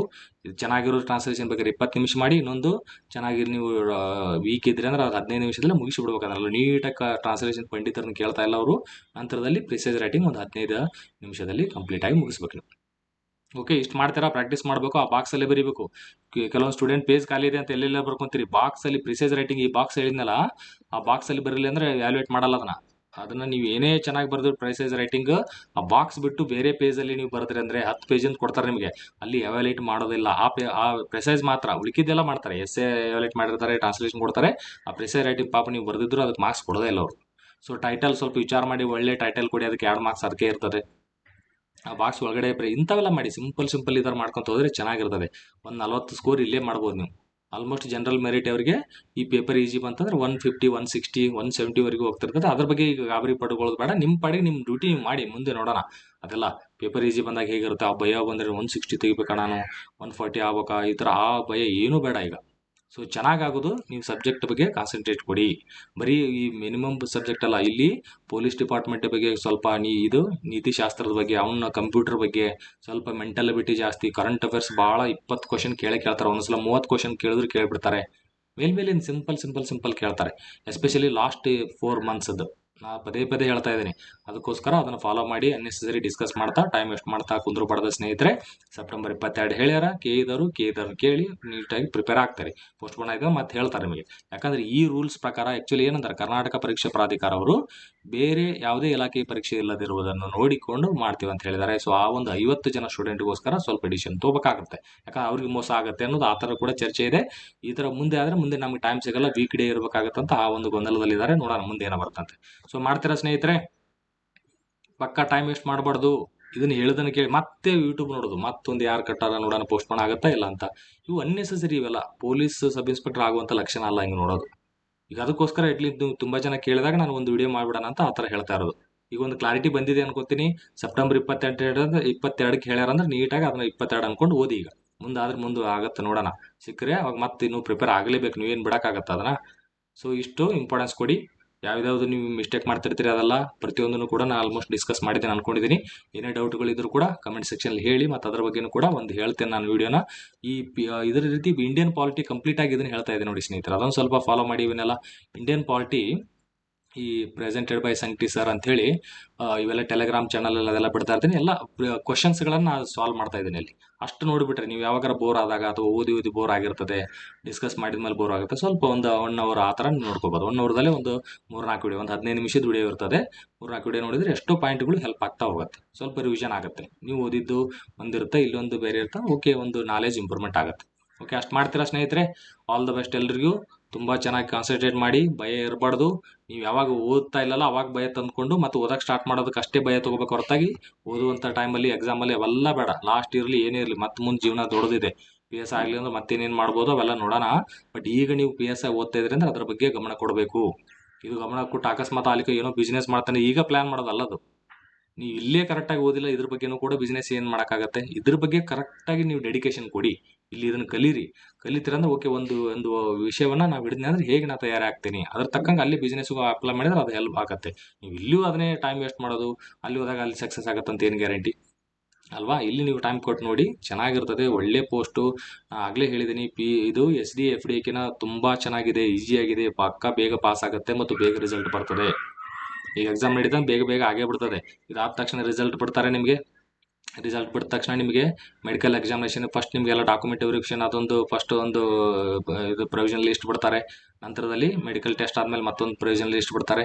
ಈ 400 ಆ್ಯಡ್ಸಲ್ಲಿ ಒಬ್ಬರಿಬ್ಬರು ಹಂಗೆ ಡಿಲೀಟ್ ಆಗ್ತಿರ್ತಾರೆ. ಪ್ರತಿ ವರ್ಷ ಒಬ್ಬರಿಬ್ಬರದು ಮೆಡಿಕಲಲ್ಲಿ ರಿಜೆಕ್ಟ್ ಆಗ್ತಾರೆ. ಮತ್ತು ಅದ್ರ ಬಗ್ಗೆ ಮತ್ತೆ ಟೆನ್ಷನ್ ತೊಗೊಬೇಡಿ. ರಿಜೆಕ್ಟ್ ಆದರೆ ಹೆಂಗೆ, ಫಸ್ಟ್ ಎಕ್ಸಾಮ್ ಬರೀ, ಆಮೇಲೆ ನೋಡೋಣ ಅದೇನೇನು ಇರ್ಬೇಕು ಅನ್ನೋದು ಮತ್ತೆ ನಾನು ಹೇಳ್ತೇನೆ ಅದ್ರ ಬಗ್ಗೆ, ಮೆಡಿಕಲ್ ಇದ್ದಾಗ ಏನೇನು ಇರ್ತದೆ ಅಂತ. ಓಕೆ, ಸೊ ಚೆನ್ನಾಗಿ ಓದ್ತೀರಾ ನೋಡಿ. ಹೇಗೆ ಪಕ್ಕ ನಾನು ಮಾಡ್ತೀನಿ ಅನ್ನೋದು ಕಾನ್ಫಿಡೆನ್ಸ್ ಒಂದು ಕಮೆಂಟನ್ನು ಹಾಕಿ ನೋಡೋಣ. ನಾನು ಪಕ್ಕ ಚೆನ್ನಾಗಿ ಓದ್ತೀನಿ. ಎಷ್ಟು ಅವರ್ ಓದ್ತೀನಿ? ಮಿನಿಮಮ್ 10 to 12 hours ಹೇಳಿದ್ದೀನಿ ನಾನು. ಜಾಬ್ ಇದ್ದವರು ಸ್ವಲ್ಪ ರಜೆ ತೊಗೊಳ್ಳಿ ಲಾಸ್ಟ್ ಮೂಮೆಂಟಲ್ಲಿ ಇದ್ದಾಗ. ಕೇಳಿ, ಹಂಗೆ ರಿಕ್ವೆಸ್ಟ್ ಮಾಡೋದು ಮತ್ತೆ ಬೈತಾರೆ. ಯಾಕಂದರೆ ಅವರು ಕೆಲಸ ತೆಗಿಬೇಕಾಗತ್ತೆ, ಮೇಲಾಧಿಕಾರಿಗಳು ಅಷ್ಟು ಈಸಿಯಾಗಿ ಬಿಡಲ್ಲ. ಸೊ ಪ್ರಯತ್ನ ಮಾಡಿದಾಗ ಲಾಸ್ಟಿಗೆ ಒಂದು ವಾರ ಆದರೂ ತೊಗೋಬೇಕು. ನೀವು ಸ್ವಲ್ಪ ಟ್ರೈ ಮಾಡಿ ಹಂಗೆಲ್ಲ. ಓಕೆ, ಚೆನ್ನಾಗಿ ಓದ್ಕೊಳ್ಳಿ ಸ್ನೇಹಿತರೆ. ಜಾಸ್ತಿ ಕಷ್ಟಪಡಿ, ಅನ್ನೆಸರಿ ಟೈಮ್ ವೇಸ್ಟ್ ಮಾಡೋದು ಬೇಡ. ಈ ಥರ ನೋಡ್ತಾ ಹೋಗಿ. ಮತ್ತೆ ಇದ್ರ ಬಗ್ಗೆ ನಾನು ಕ್ವಶನ್ ಆನ್ಸರ್ ಏನು ಮಾಡ್ತಾ ಇರ್ತೀನಿ ಅದು ನೋಡ್ತಾ ಹೋಗಿ. Okay, thank you. ಮತ್ತೆ ಭೇಟಿಯಾಗ.